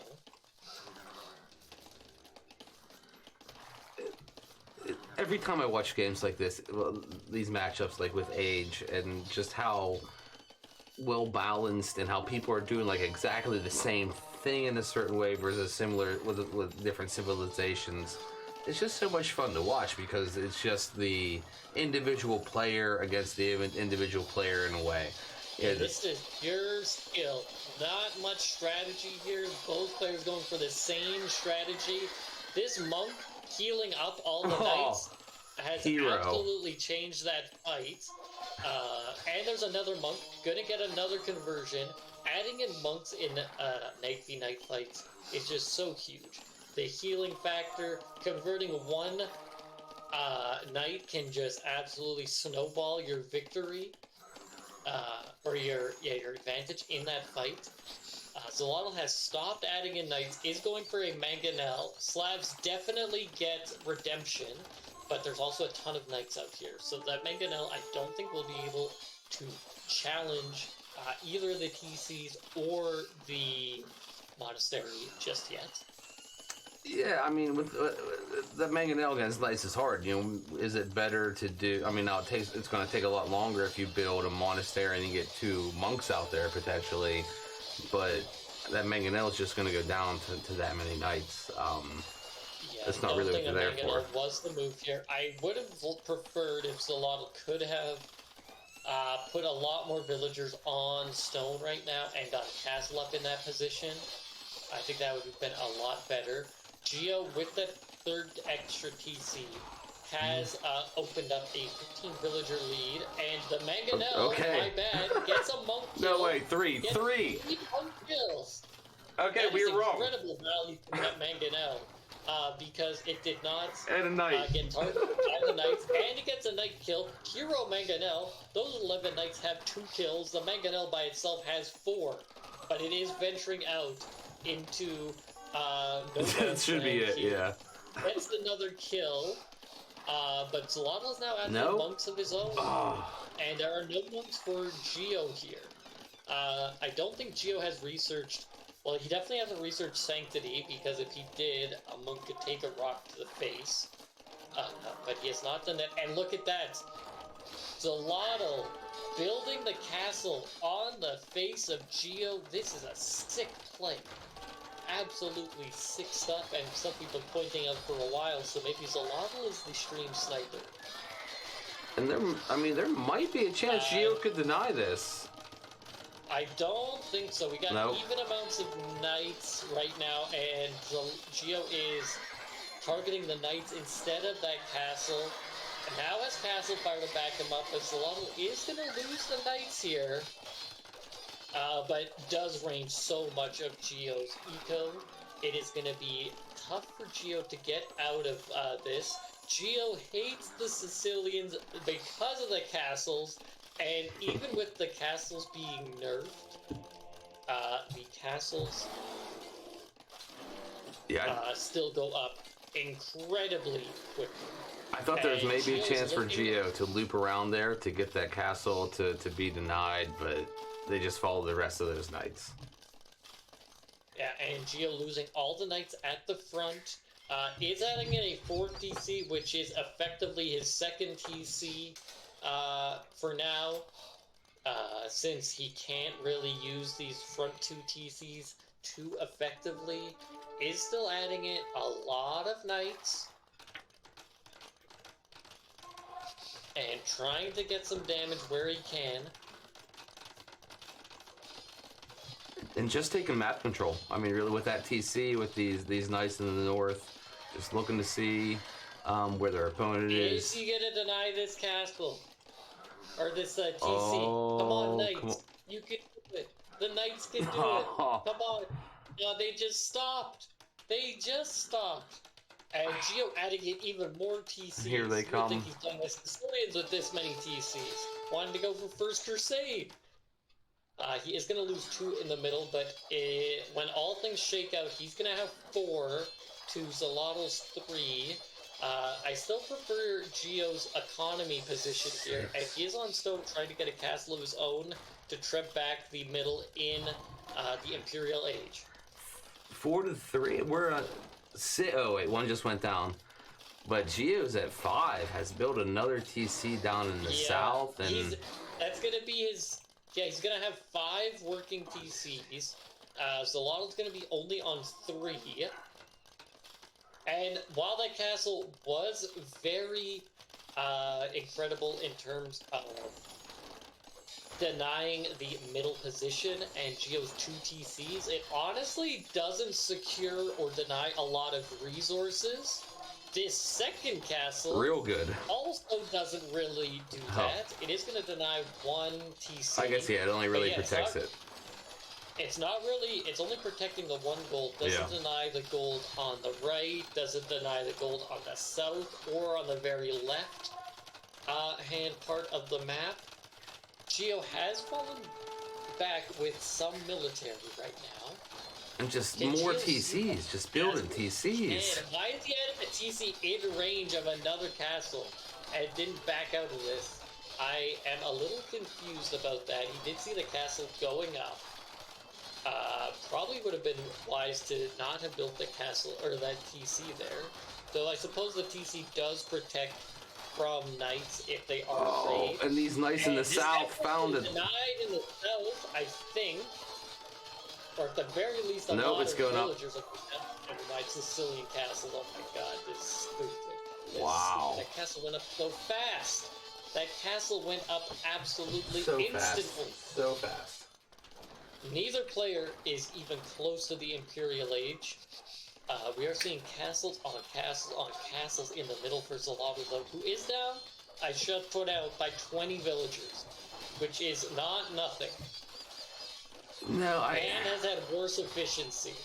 Geo was really tilted there, yeah. I think everyone would be tilted seeing that. There are a lot of knights just poking around the eco of Zolotto, but if Geo can make it up to the Imperial Age first, I think that's going to be absolutely critical. Also, if Geo could get 2 castles up and maybe even get the unique tech, Boyars absolutely crush knights with all their extra melee armor. So if we could see Geo get to a full Boyar composition, Zolotto will have some issues with that. But here's Zolotto. The Knights take out 1 TC in the north, and they might take out a 2nd TC in the north. And if they do that, Geo's going to have nothing in the middle. Look at where Geo is trying to get a castle drop. Where are the vills coming from? This is a question. He has to sneak the vills around. He also is down to 6 knights. Oh, there they are. Oh my gosh, there's no way. There is no way. Yeah, he's trying to just naked castle drop this. This is definitely not going to work. Oh, especially since Zolotto could just counter castle, and his castle is guaranteed going to go up first with more villagers and the Sicilian bonus. Geo is probably closer to the Imperial Age, doesn't have like any gold. What is but Zolotto, with all these castles in the middle, absolute pest behavior, and I feel like Geo's gonna have this castle denied, and that's gonna be the end of things. Yep, right next to it, yep. Oh, not even. He's going for the villager fights. The big counter castle. All the knights come in. All of these villagers are gonna go down. Yeah. That is gonna even up the economy, and Geo could sell his way to Imperial Age, which I'm guessing he's gonna try. At least I would try if I were him. I think that's his only way. He has to have a significant Imperial Age timing lead. I guess he can't go to Imp yet because he doesn't have the buildings. He is building a castle in the middle to hang on to that goal. Does notice he doesn't have the buildings. He's going for a university, but gets the castle up, which counts as the building to go up to the Imperial Age. Unfortunately, it's in range of both castles. 3k food in the bank for Geo right now. Yeah, Geo needs to be up. Needs to sell that. Needs to sell. Absolutely needs to sell. Is going for a switch into infantry, but really needs to sell to get up. Every second where he doesn't sell to get up is a wasted second. And look at that. Zolotl in the south, taking out a TC, or more like the left. And yeah, it looks like Geo is not even considering selling. Does he have a market? Maybe that's what it is. Geo not have a market? I can't see it. I don't see it. Geo doesn't. They're building it. Geo's building it in the southwest. Oh, that hurts. He didn't have a market. That is tilting. As Zolotl is going to be first to imp, and I think once Zolotl reaches imp, Geo is going to just have to pack it in. Not have anything to do. Sicilian's the most commonly handed out civ, and they're looking like they are going to get a win here. Castle drop meta, absolutely coming in super clutch for Zolotl. Yeah, and just that line of castles in the middle, those three, they've just been, like I said, the line that has not been crossed. So much of this map. And even though Geo played slightly better in the Feudal Age, had the slight advantage, couldn't really snowball that advantage into doing a lot of economy damage in the Castle Age. Couldn't deny the Sicilian castles that go up just so incredibly quickly. And we are seeing Zolotl take a dominant position here. The League D player, he didn't even win League D this year. He didn't even win League D, and he has taken a game off of a League A player. Let's go. What a great game by Zolotl. Using his civ to its full advantage here. So, doesn't even have crop rotation. Could have like 1,000 food on these farms if he had crop rotation. And you know, it looks like there's maybe something, but it just doesn't feel like Geo has any ability left. But you know, here we go. The cavalry on the right side of the lake have missed the knights and somehow take out a bunch of vills down near the stone, and you know, I don't think it's enough to swing it, but you know, it's going to be a Treb war to a certain extent, and it feels like Zolotl is going to be ahead. Late guarding, Cavalier coming in. Eventually, we're probably going to see, what is that tech called? What's the armor tech that the Sicilians get? I can't even remember. Now, we're going to need Zolotl to research it, where they get extra armor on their Cavalier. Oh, I don't know. Hobart. That's what it's called, Hobart. So we're probably going to see that, and these Cavalier are going to be tough for Geo to deal with his current army composition. I am surprised he didn't go for Halberdiers and went for two-handed swordman and Hussar instead. I feel like both of those things died pretty hard to Cavalier. Yeah, and I feel like especially Cavalier that have extra melee armor. Yeah, and it feels like once this castle goes down in the middle, what do you do as if you're Geo? Everything else is going to go down behind that, and now you have nothing to protect your vills or your army. Champion's coming in, though. Champion's coming in. Maybe Champion is the move. It's long, though. But I mean, I guess it's Halbart quick and doing damage.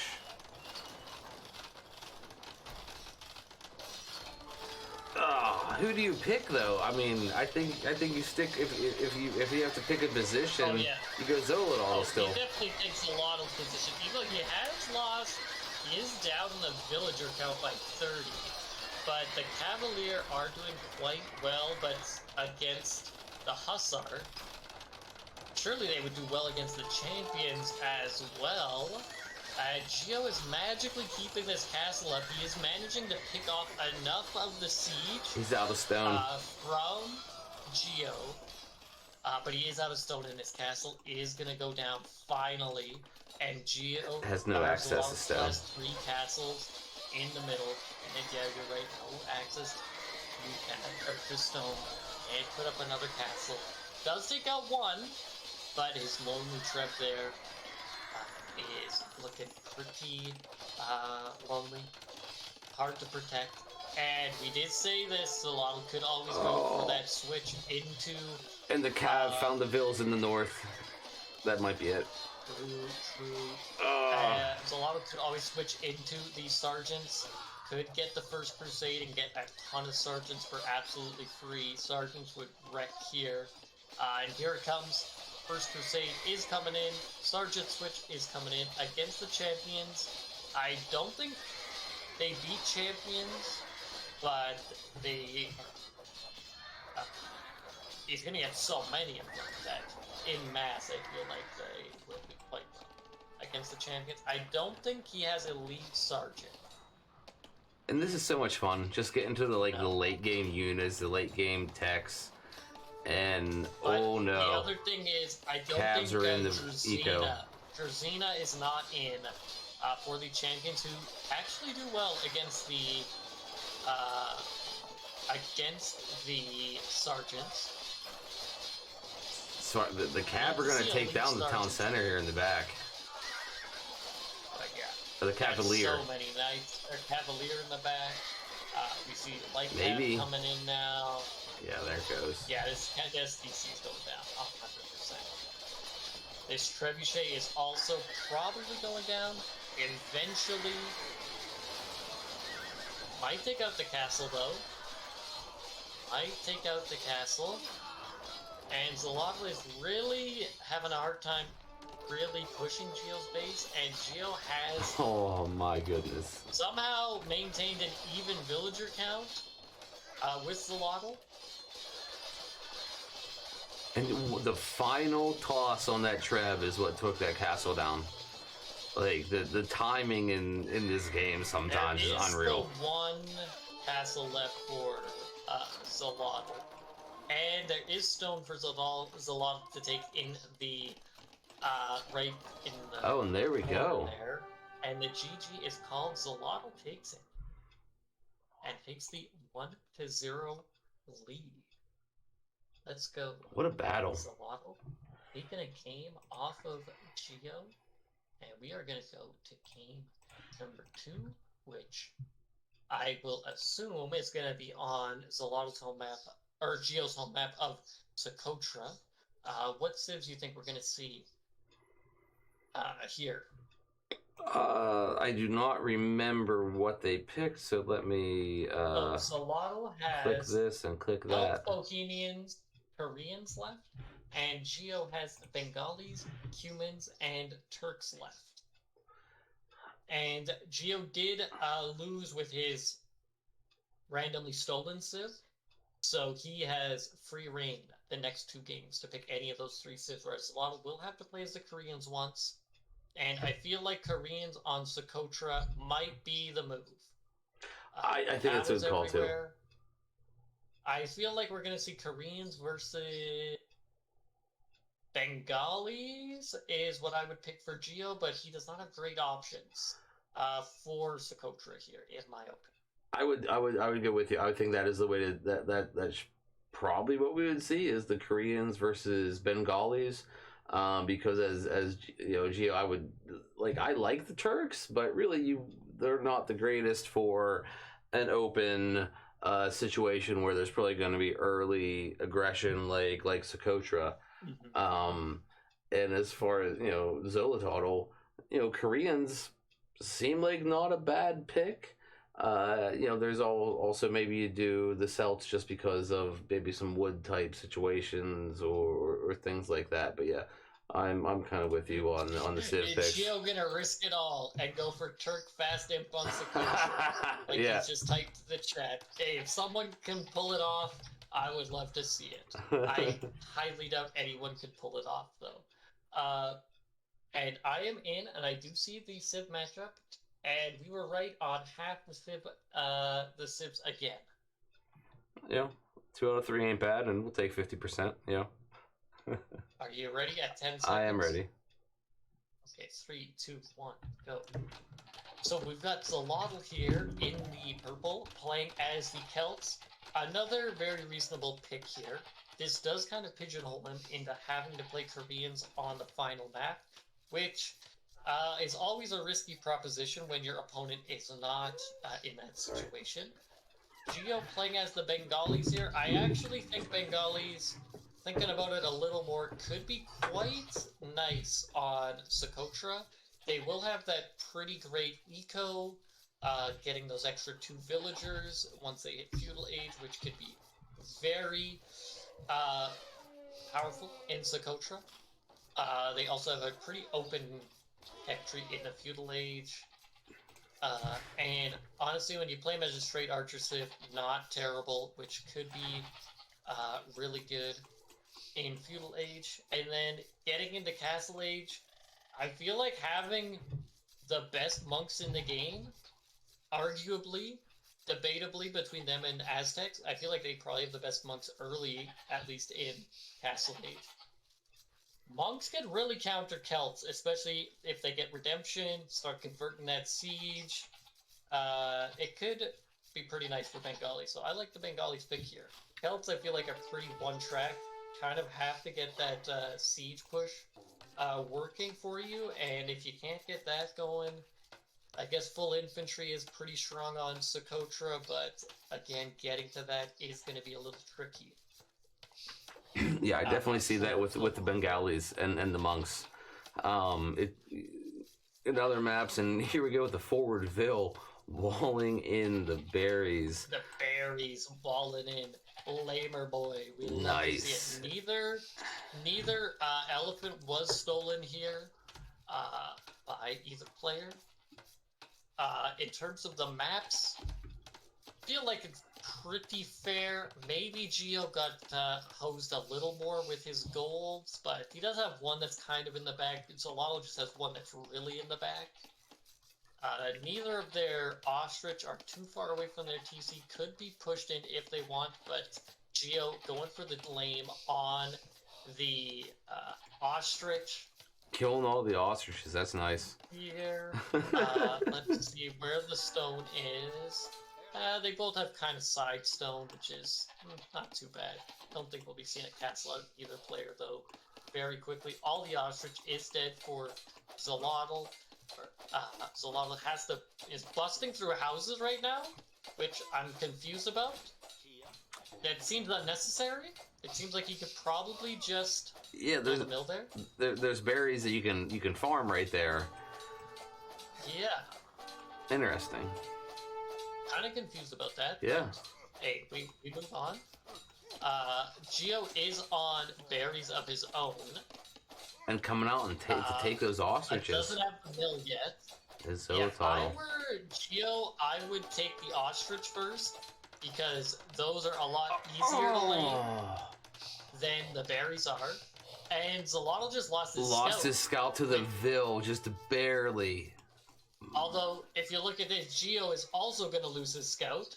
Those scouts for either player. Zalotl lost about half the food, I think, on the ostrich. Maybe a little more than, or a little less than half. On those ostrich. Oh, are we going to see a woo woo woo? Lion kill! Lion with the kill! Woo woo woo! Lion gets that kill on and the hee hee. Hee hee from Zalotl. Cheeky, not even going with the 11. Team Lion. Team Lion. Buy the shirt, Team Lion. Go Lions. Geo is just taking the ostrich without even building a mill there. And I would really like to see more of those villagers on ostrich instead of on berries. I think that would be a lot better for getting up to the next age faster, which is really what the goal is. On Socotra, you got to get up so fast because feudal age hits real hard with your TCs being so close and it being fairly difficult to wall. This generation of Socotra has like no central wood lines, which you sometimes get. Walling here is going to be a tough proposition for both of the players. And with that many ostriches out there, like, I would think to mill out there so the walk's not long enough, and even if you once you're harvesting, you make the mill, they're going to drop off instantly. Or do you think it's better to have the villagers walk the whole way back to the town? No. I think it's you should definitely mill in this situation. Especially when you don't have a scout, like, of course, pros are going to be pushing in those ostrich. Yeah. But I do think milling would be would pay off quite a lot here. That's a lot of walking time. Geo has enough for it. Like, Geo honestly could have been up, I feel like, a villager faster, maybe even 2 villagers faster if he had milled that. Yeah. Those ostrich. And Zolotl already has the barracks up, already has the militia out, and Geo is just getting up his barracks right now. The idle time is the same for both players, though. The difference in villagers is going to be 1 vill difference because Geo lost it to the lion. Woo woo woo. But he is going to be up by a villager once he gets to feudal age due to the Bengali bonus. Look at our idle TC time. Look at our idle eco time, and just how close it is. It just seemed like nice numbers. These players are very evenly matched. Zolotl has 3 militia, is going for men-at-arms. Geo is also going for militia. I'm guessing he's going to follow this up with archers, whereas honestly I could see Zolotl maybe going full man-at-arms all game here. And here the man-at-arms comes in. Will these militia get a kill? Right? Will they find? What can they find? What can they find? They could find that wood line. That wood line is open. As is the berries. Oh, they could deny this range. I see the berries. Oh, they could deny this range, which would be huge for Zolotl. Oh, no. And could absolutely shift the game. They delay the range significantly. They're going to kill the militia. And yeah, this range is not going up, which is what Geo needed to be able to defend from these men-at-arms. And yeah, Zolotl's just going full men-at-arms. You don't really see that too often. And he's going for a tower here. A tower on the range. Yeah. The range goes up, but these archers are going to take damage coming out of that range. The men-at-arms have already killed 1 villager, but have delayed so much here. Could come harass that gold next. The tower's getting walled in. Zolotl now has a safe stone to take. For further towers, he's pushing Geo off of the gold. Geo having to go for another range at the back. Oh my god, wait, is Zolotl gonna... Oh, he's walling in the tower. I thought he was gonna wall in that range. That would be such a sick move. Wall in the tower, then wall in the range. That would be great. Yes. Wall in the range. Make him so he can't leave. Oh, I would have loved that if he had walled in that range. That's such a great idea. Move. Oh, here come a couple archers, though. Also has added in. He's got so much time off of this to add in the range and the skirms to defend his base with. He isn't on... Oh, no, he is on gold. He's on gold at the front. Look at this. Zolotl, I feel like, is playing this super, super well. Yeah. The only mistake, obviously, should wall in that range. Yeah, Geo like, just... It might seem like a useless, but it's not going to cost that much wood. As the Celts, you get the extra wood anyways from chopping it faster. And you might as well make that range completely useless instead of only kind of useless. Because, just give that little extra time that Geo's going to have to think about it. Yeah, I think there were 4 or 5 villagers up there building that tower and then the wall around it. You had plenty of opportunity. I do think, yeah, he probably had too many villagers forward, but he was going for the towers, so he really wanted to make sure that tower got up. Didn't know how much army Geo might have had around there. The skirms are coming forward. They're just going to harass. They're probably not going to get much damage here, but they're just going to buy Zolotl a lot of time and a lot of map control. Maybe we'll make Geo add in a stable. And a forward tower from Geo up here on the left side of Zolototl's base. I like it and I don't like it at the same time. Well, Zolotl sees it, is going to go for the villager fight, gets the worst engagement at the start. The archers are also here, but I think this is going to be denied. Is going to be able to again, either deny or he'll just batter it down very quickly. That archer is dodging a skirmisher shot. Keeps on Look dodging. At that. More Smurf. villagers coming in. The tower goes up. Archer finally does go down, but there are more skirms coming in for Geo. He does have a lot more skirms than Zolotl does. Is idling all these villagers, though it's about equal in terms of the idle villagers, and one does go down by Geo there. I just love this chaos sometimes.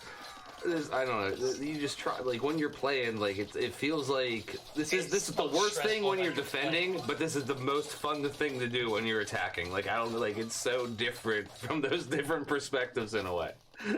Yeah, Geo does have the villager lead, and has the villager KD lead as well. Zolotl is adding in the second range, and very important on Socotra, adding in that market.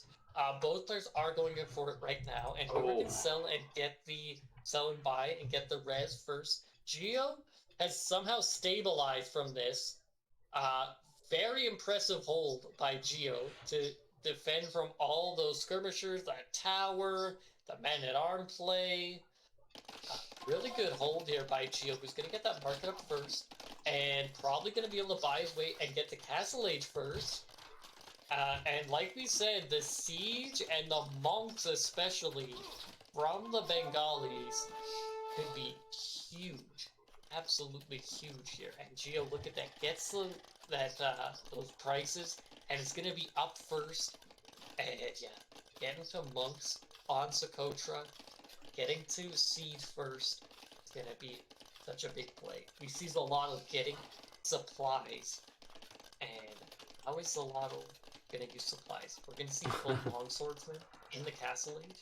I cannot believe it. Yeah, I'm curious to see what Geo goes straight into once they actually get to Castle Age, because Zolotl has a lot of stone, and that just feels like something that that you fall into sometimes. That you just pop on stone way too early. And now you're either just like horribly using the market to get up to Castle Age, while you just wasted all that time on stone, wasted all that stone and sold it. And still, look at all the market abuse that needs to happen. And like I said, I just feel like you fall into that sometimes. You just go to stone too early. You get too much of it, and then the only way to get to Castle Age is to abuse the market and do whatever is going on right now. Look, waiting, you don't want to build more villagers, you don't want to waste too much, so you get town watch as your Zolotl. Like, I've played this game a million times, I feel like, in a certain way. And you're going to see your opponent go up the castle and be like, gosh dang it, I've been trying to click it for the last 4 minutes. What happened? Yep, Zolotl is going to be a full 2.5 minutes behind Geo getting the Castle Age. Geo going for that instant double monastery from Geo. He's going full Here we go. Mode. I don't like the second monastery. I don't either. Personally, against the cells? I would have preferred that if that was a siege shop. I feel like a siege workshop would have gotten a lot more value, because honestly, while your monks do have a lot of armor, if there are enough archers out there, that could be deadly. Now, they should be able to deal with skirmisher bolts totally fine, but you also don't really want to be converting skirmishers So I feel like just flattening skirmishers with the mangonel and the Siege Workshop would allow you to defend from opposing mangonels a little easier. Yeah. But here come the monks. Yeah, and I Here feel like come you're the not playing monks. against like the Franks or the Lithuanians, where you are like 99% expected knights. So yeah, of course you go double monks because the knights are going to come no matter what. But with the Yeah, cells, I think one monastery, one yeah, siege shop yeah. would have been the move. He does get a skirmisher converted. We do see Zalalo getting all the men at arm upgrades. Except he actually not. He doesn't have the armor yet. The monks get 2 conversions here so far. But you know what would absolutely wreck here too that I would have preferred instead of a second monastery? Just imagine if you added a stable and went for elephants. Oh, it's the Bengalis? What would Zalalo do against the elephants right now? Yeah. 3 elephants, you can't do anything. Yeah, But you also can't really do anything against these monks right now who are just getting sanctity. Gio's not spotted that there's a seed shop in the back yet. But I assume once he sees that, he's gonna definitely go for redemption and here, castle right on Zalato's face. If this goes up, it is absolutely GG. No way for Zalato to come back. Yeah. But do you think Zalato can deny this? He does have a lot of army.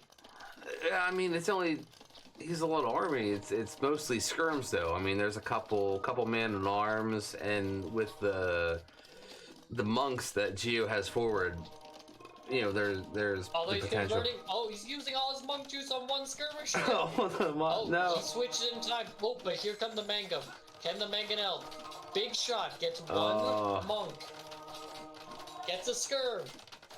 Can he get another monk? The monk's back off.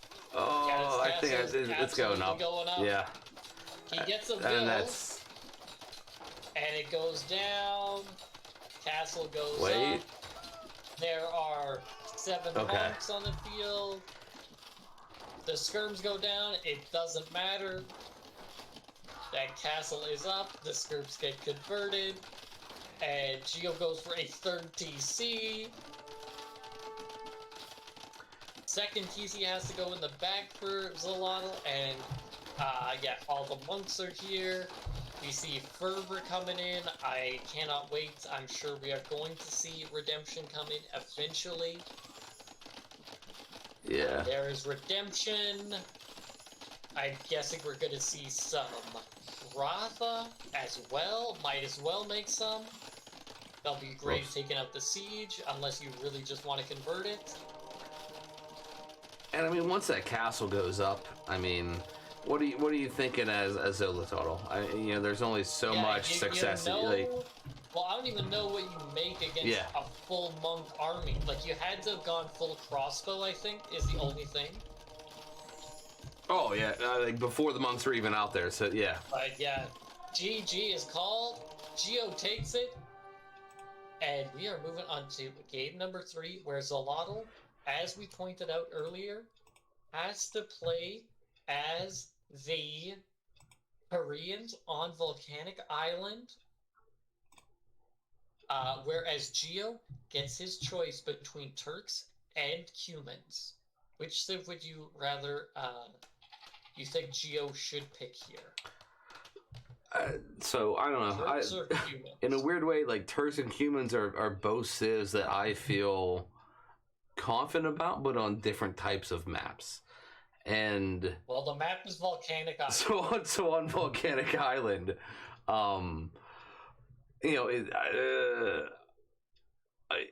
would maybe lean towards Cumans just because there's so little land available that if you're able to take map control with that second TC sooner in a way, depending on how the resources are, because you gotta also manage the army in a positive way, that could benefit you as you move forward. But the danger is if you are the Cumans and you go for that second TC, you're always going to be behind when you get to Castle Age. And on a small map like this, if someone's able to snowball around the edges, all of a sudden, your second DC is going down to some siege, and there's nothing you can do to stop it. So, well, I've got bad news for you that I actually am at 45 seconds because I forgot to pause. okay. Geo, he cannot play as the Bohemians because if you would read the handbook, it'll say you have to play as your randomly stolen civ at least once. Yes. If your set goes the distance. So this set has gone all the way. So he has to play as the Koreans here because he has not. You played as your stolen civ in game 1, so you get the choice. I also think Cumans makes a lot of sense here. They had a lot of options for military openings in the feudal age with their buildings being discounted, their scouts being faster, and if you do want to boom, and you could really secure the wood line with the second TC if that's what he, if that's a thing that Geo wants to do. So I think the Cumans have a lot of options here, and I also think the second TC on the wood line, if Zalotl would go for a tower rush, second TC could play very well against the tower rush. Keeps your bills safe on the wood line, which is easily the hardest resource to secure on this map. Yeah. Are you at 45 seconds? I am at 45 seconds, and I agree, yeah. Perfect. Okay, 3, 2, 1, go. And hey, we finally get both Civ prediction correct. We do see the Koreans from Zalotl, no admin shenanigans having to go on here, and Geo playing as the Cumans. Now, if both players go for a dock, we don't know who's going to win, but we have always seen that the player with the dock has done a lot better on this map. So hopefully we will see one of these players dock and prove us right. These players are very close on this generation. Pretty weird generation. Not seeing one like this where the players start so close. And honestly, both these players, look at where their goats are. They could take those goats by accident. Yeah. Yeah, they could take those goats by accident.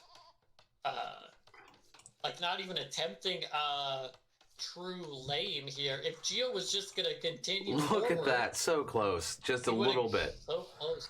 He splits them, gets one set. Now he's probably not gonna look for any more because he found all of his goats. But yeah, he really could have very easily accidentally lane Zalotl here. And it feels like the water for Zalotl is not just a little bit better, but a lot better as compared to where Geo is. I guess Geo just has to walk a bit farther. Well, if he goes to the left corner, and I guess it should be okay. If he goes to the bottom, though, that could be really risky because Zalotl could very easily counter dock to take all that out. Zalotl's fish is a lot safer. I will give you that. I would say, I guess Zalotl's safer, but Zalotl's probably not going to counter in the south with a second dock. Yeah. Well, potentially. I've seen players. Probably not. Yeah. This is an interesting generation with their golds being very close to the wood lines. Players could TC or tower and protect both gold and wood. Many times we have seen players having to choose whether they want to TC the gold or tower the gold or tower the wood. Yeah, I feel like Geo has with that front gold and the Cumans, there's almost like a little 90-degree nook a little bit in front of the gold pile. That TC might fit and then just protect everything in that front area, which could be really, really nice here once we're into the feudal age. Yeah, TCs in the middle are always tricky just because of that elevation that you see there. So who knows if we'll see very many or a TC in the middle. That is really where you do want to build that second TC though. If you can. Yeah, because you can't do it right up against the wood line because you said because of the elevation. Yeah, it's going to be tricky wherever it goes. Oh, yeah. Is Geo gonna lose his build to a boar? It's one hit Oh, away. no. Hop in. Hop Oh, in. Just saved Pog. it. Just saved it. And Geo does go for the safer approach on the dock, gets it up, and Zolotl also with the dock up. Geo out with the fishing ships a little bit faster than Zolotl does. And I really think that's like that is like the greatest dock that Geo could have, just because of how isolated it is in a certain way.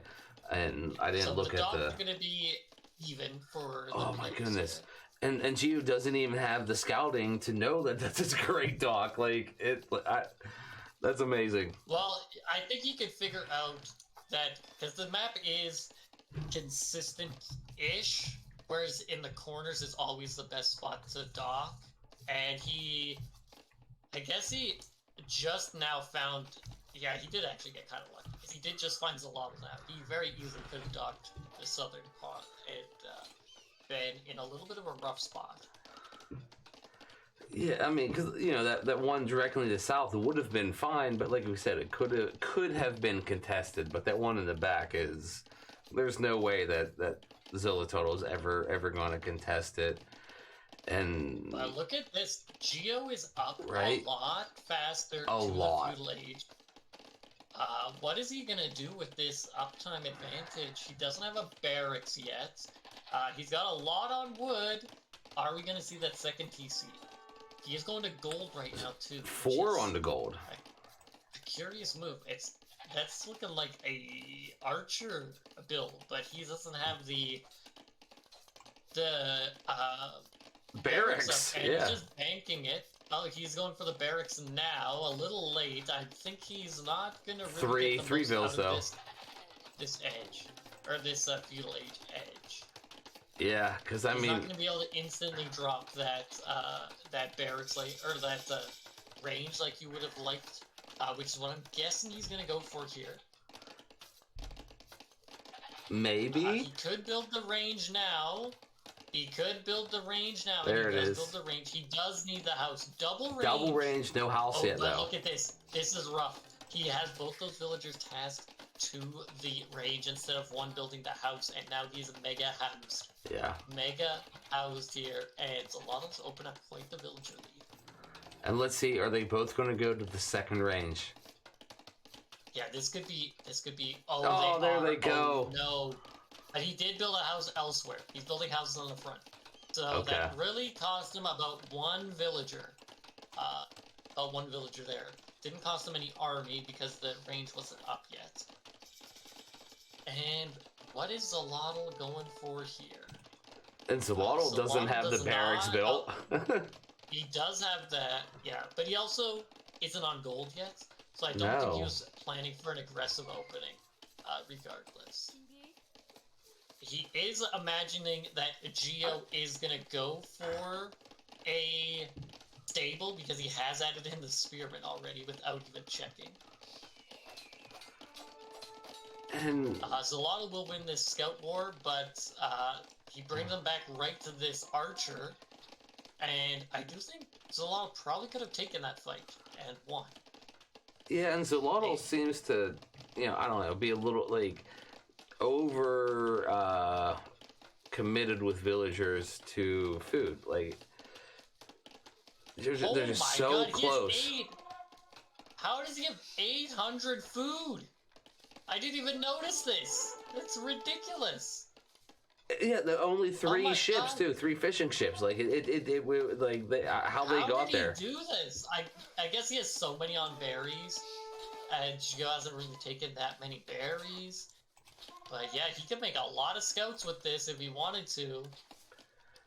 He really needs a range is what he probably needs here, or a tower. That wood line is just looking very exposed.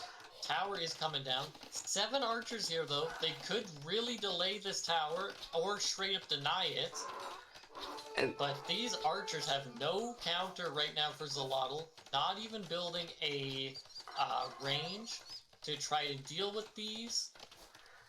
Yet still has 900 food in the bank. And it's so hard as Zolotl. Like you think looking at it, you're like, I got 1,000 food. I can do anything and everything, but you can't. you don't have any wood to build anything. You don't have any gold to build anything, so you can't, build another mining camp or anything like that. And this is being unbalanced is just such a danger in this game to losing, because you just don't have the military and the economy to keep up with someone that is balanced. And like, you look at this and see 1,000 food and you're like, oh, this person should easily win and be victorious. This other person only has 400 and 300. But realistically, Geo is taking advantage right now that Zillototal has no ability to do much against in a certain way. The range has finally went up for Zolotl, who is getting skirmishers out.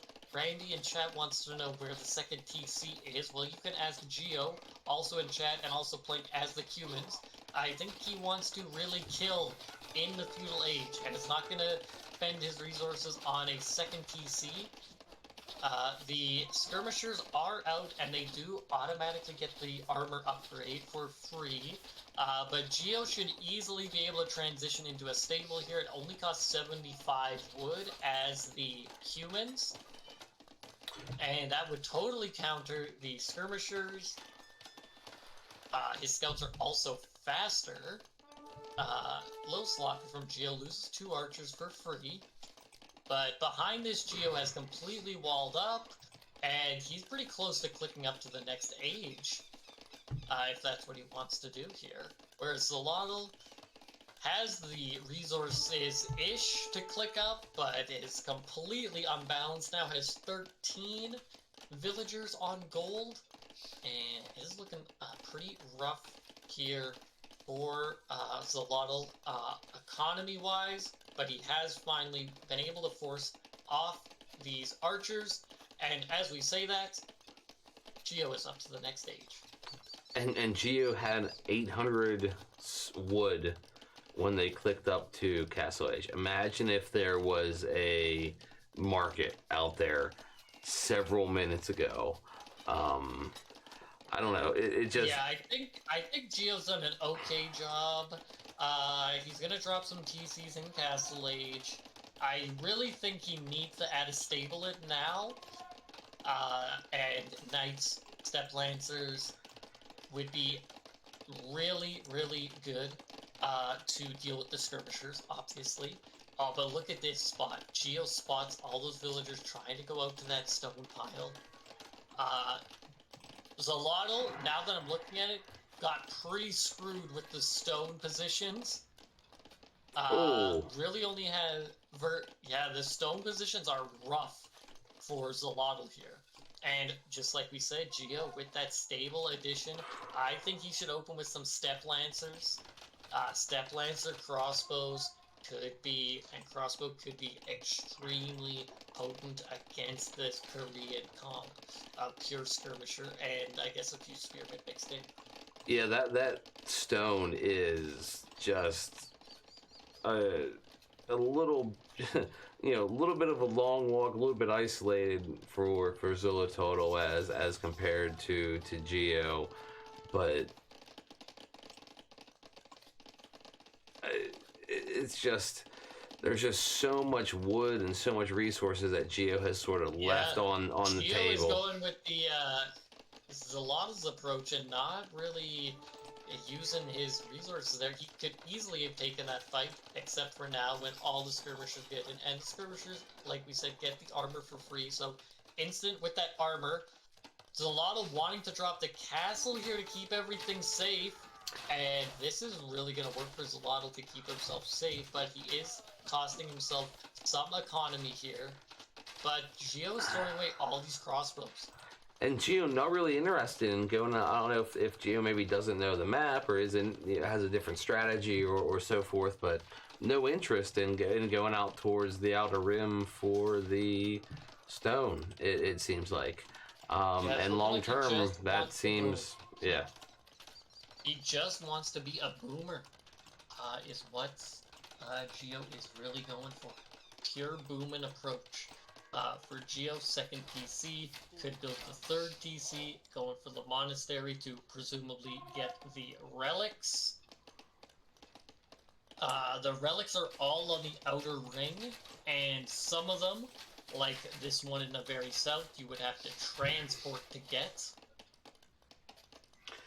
Yeah, and I might like, at certain stages, maybe, with Geo and the crossbowmen and maybe the lead with villagers they have, you like, yeah, hey, I'm interested in that's what I would like, but against a civ like the Koreans where the castles and the towers are sort of so protecting, it feels like one or two of those in the right place. Maybe if Geo, or I mean, well, maybe if there's a couple towers in the right place, maybe you protect things in the right way as the Koreans, and you're able to protect yourself. And here we go, the second castle. Going up. Imagine though if Geo found those stone miners. Oh. He saw them go out earlier and has decided to not check that again, but he brings 2 knights over there. It is going to be rough. He does take 3. Let's see how many vills. 4 vills, 5 vills on this so castle. Good. This fight, really good for Geo. Oh my god, is he going to deny this? Vills, no. 7 vills for Geo taken. That castle goes up, but at what cost? Geo's opened a 20 villager lead here. And I really would love to see it if he got a couple knights or step lancers out to take out those stone miners who, conveniently, have run out of stone to mine. Yeah, and with that villager lead, are we gonna see? And look at that, he gets the conversion. The Geo clown action coming out again. Another conversion. I don't even think humans have good monks. 2. Pretty sure their monks are pretty bad, but they do get at least sanctity. And they're still monks. They still can convert war wagons very easily. War wagons, one of the most easily convertible units out there. And here we go, just so a line of monks. Call you a clown after? Well, this is some clown shenanigans, Geo. So I think you deserve that moniker. You are making a ton of monks here. You also have a 25 villager lead, which is really strong. You're up 3 TCs to just 1 from Zalotl, who has been relegated to defending this entire game. Yeah, almost double the bills. Geo is on stone as well, so I'm guessing he's going to turn this eco lead into a faster Imperial Age, into trebuchets, but we shall see. We are still a pretty long way away from this, but I really am, in these situations as a player, it's always tough because you got to try to think what's your win condition. So a lot of, I guess, just need to get to a huge mass, like 10 to 12 war wagons, to really push this back. Probably mix in some light cavalry as well to take out the monks. But it is not looking like Zalotl has a lot going for him right now besides the 2 castles. Yeah, when you get this late, and we've all been there. You look at the number of villas you have, and you just start doing the quick math. How many have I killed? And this is how many I have. So, how long do I push? Or you figure, okay, I have to keep doing this good, and I have to keep killing villas of my opponent, or there's no chance I have of catching up, because they, at the very worst, they have the same number of town centers and same number of villagers I have. And that's what Zalotl is going through right now. How do I catch up? I haven't done a lot of damage. I haven't done enough damage. And at this point, how do you do that damage as the Koreans? You need more wagons, and they're just not there. And this is going to be really tough for Zalotl as well, who loses skirmishers to conversions. Probably not worth it, but might as well convert it while you got the monks there. With Zalotl going for the full skirm approach, Geo can easily just switch into cavalry at any moment. His eco is so good right now, he could go up to the Imperial Age right now if he gets that second building and buy some food. 2,800 gold. 3k gold. Yeah. 3k gold. Yeah. Just needs to build that university, build that seed shop, and start raising things. This would honestly be a great idea for Geo, I think, is to drop that seed shop, buy your food, and with the humans, one of the few civ, or the only civ, that can research Cap Ram in Castle Age, research that as you're going up to Imp, Siege Ram instantly when you hit Imp, and what's Zalava gonna do against Siege Ram at this point of the game? Yeah. He's got nothing against Siege Ram. And there's now look at this, Zalava trying to go for the forward castle, as is Geo, with all the monks. He's gonna convert absolutely everything. That whole ball of Scurbs gets converted, and the Scurbs are great against the War Wagons too, to protect the monks who don't have monk juice anymore. There's a couple monks with monk juice. Skirmisher is converted, the castle is going up, the monks are taking absolutely everything. Oh, and Geo built the market, but did not use it at all, just used the monks. And here we go, castle versus castle. Should probably use the market to go up. Yeah. I guess he doesn't have the build. Oh no, he did get the second building. Just go up to Imp, Geo. Go up to Imp. So I think this castle is gonna be denied. Is it gonna be denied? Oh wow.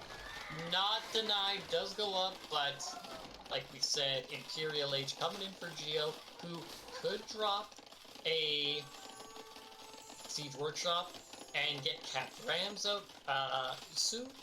Could get Siege Ram as soon as he hits Imperial Age and not even have to wait for the Cap Ram. And look at this. Look at this damn move. Geo built a transport ship. It's going to transport villagers to the back to mine the stone. What a player. And now he's just going full cavalry switch. Geo is in a perfect position. He might have lost game one, but he has been playing these last two games absolutely sick.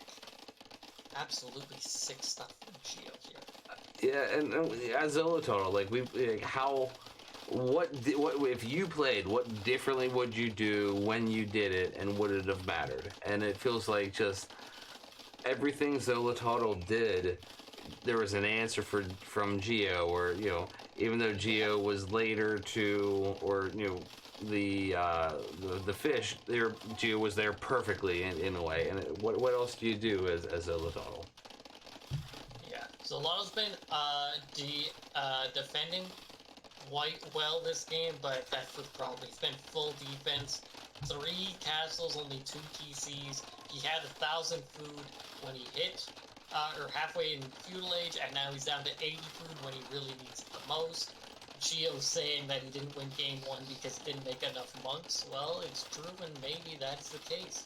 Maybe you just should have made full monks. First step is identifying the problem. Yeah. Well, he has identified it. Note to all future Giovanni opponents, maybe don't give Geo monk civs. Nobody's going to be giving you Bengalis anymore, Geo.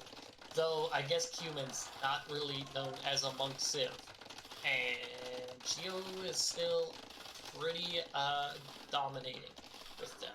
Yeah, and there was the Imp for Geo. I thought maybe we see the GG for Zolototal once Geo hit Imp, but I guess we'll I think we'll see the GG once 20 Cavalier are running through his base. Yeah. And a Trebuchet is firing, 2 Trebuchets with the hill bonus firing on that castle. I guess only one has the hill bonus. That Ram not gonna do a damn thing against all these knights. There is a monk. Does convert 1 knight.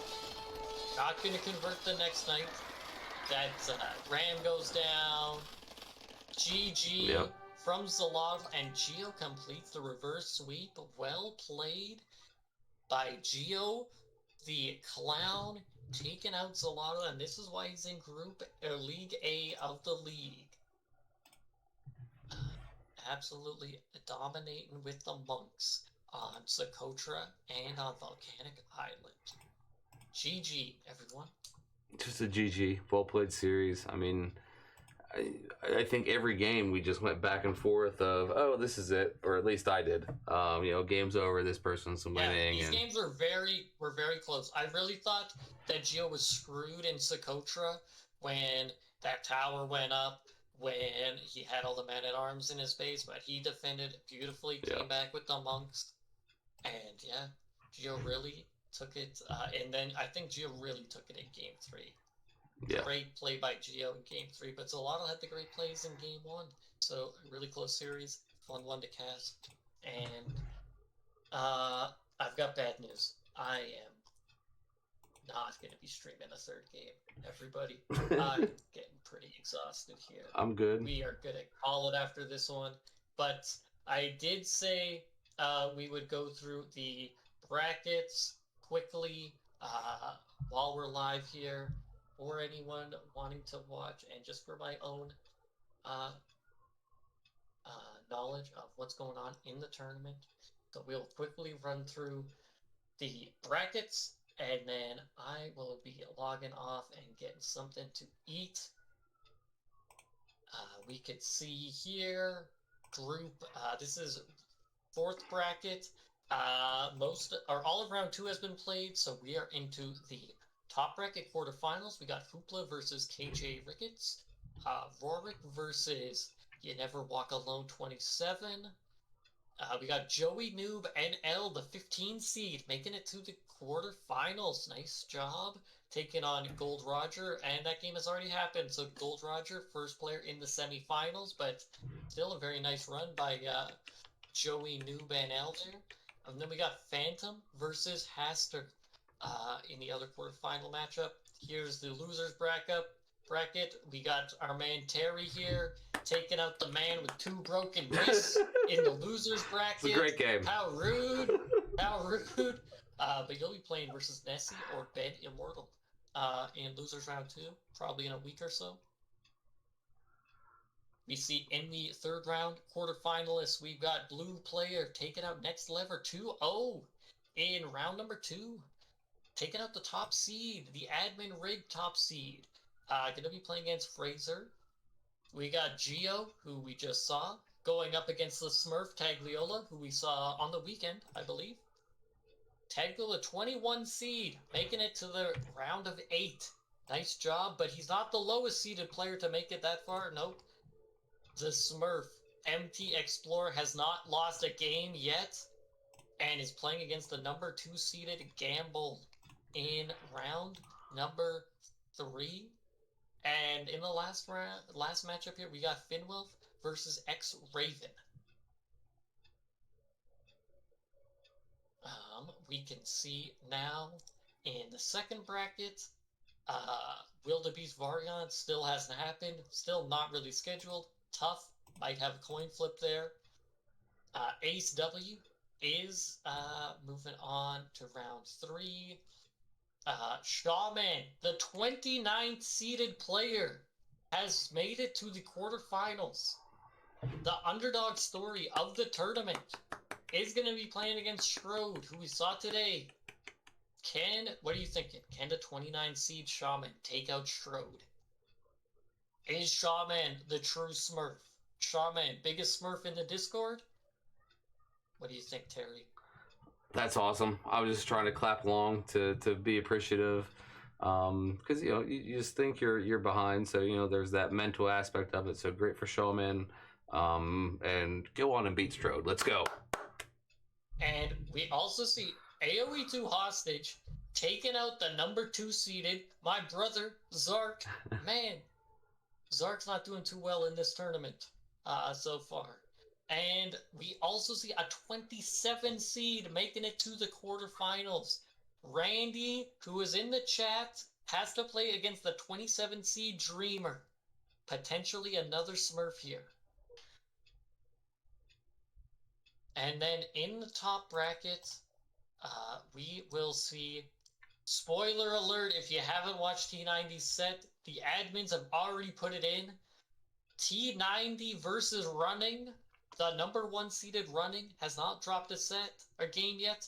T90 not dropped a game yet. Battle of the Ages here. T90 versus Running. We've also got Mihai versus Nili, which should be a banger of a set too. Mihai has looked extremely strong so far, and our man Dan MT took a game off of Nili. So maybe Nili is a bit rusty, and maybe Mihai should go for the Dan MT strat of Relic Victory. Maybe that's Nili's weakness. We see Ozone versus freaking Andy. Neither player there has lost a game yet. And in the bottom bracket, Margugu playing Salted Pepper is going to happen tomorrow. And the winner there is going to play the 11-seeded Target, who is the underdog in this bracket, the lowest seeded player to make it, who took out the 6-seeded Shades in round 2 in a brilliant set. So it's going to be exciting stuff. I'll probably be streaming on the weekend, probably Sunday. So for any Europeans watching the VOD, get ready. Sunday, I'll probably be streaming and hopefully be streaming some of the top round. But thanks again, Terry, for hanging out. Hope we could do this a lot more. Sorry, everyone, that I'm very hungry and need to eat, but I haven't eaten dinner yet, and it's almost 9 p.m. Hey, thank you for having me, Zark. Appreciate you. We'll catch you on the next one. Yep, I will catch y'all later. See ya. Okay, I'm offline. Thanks for hanging out. Was a fun cast again. Sorry we couldn't get to the last set, but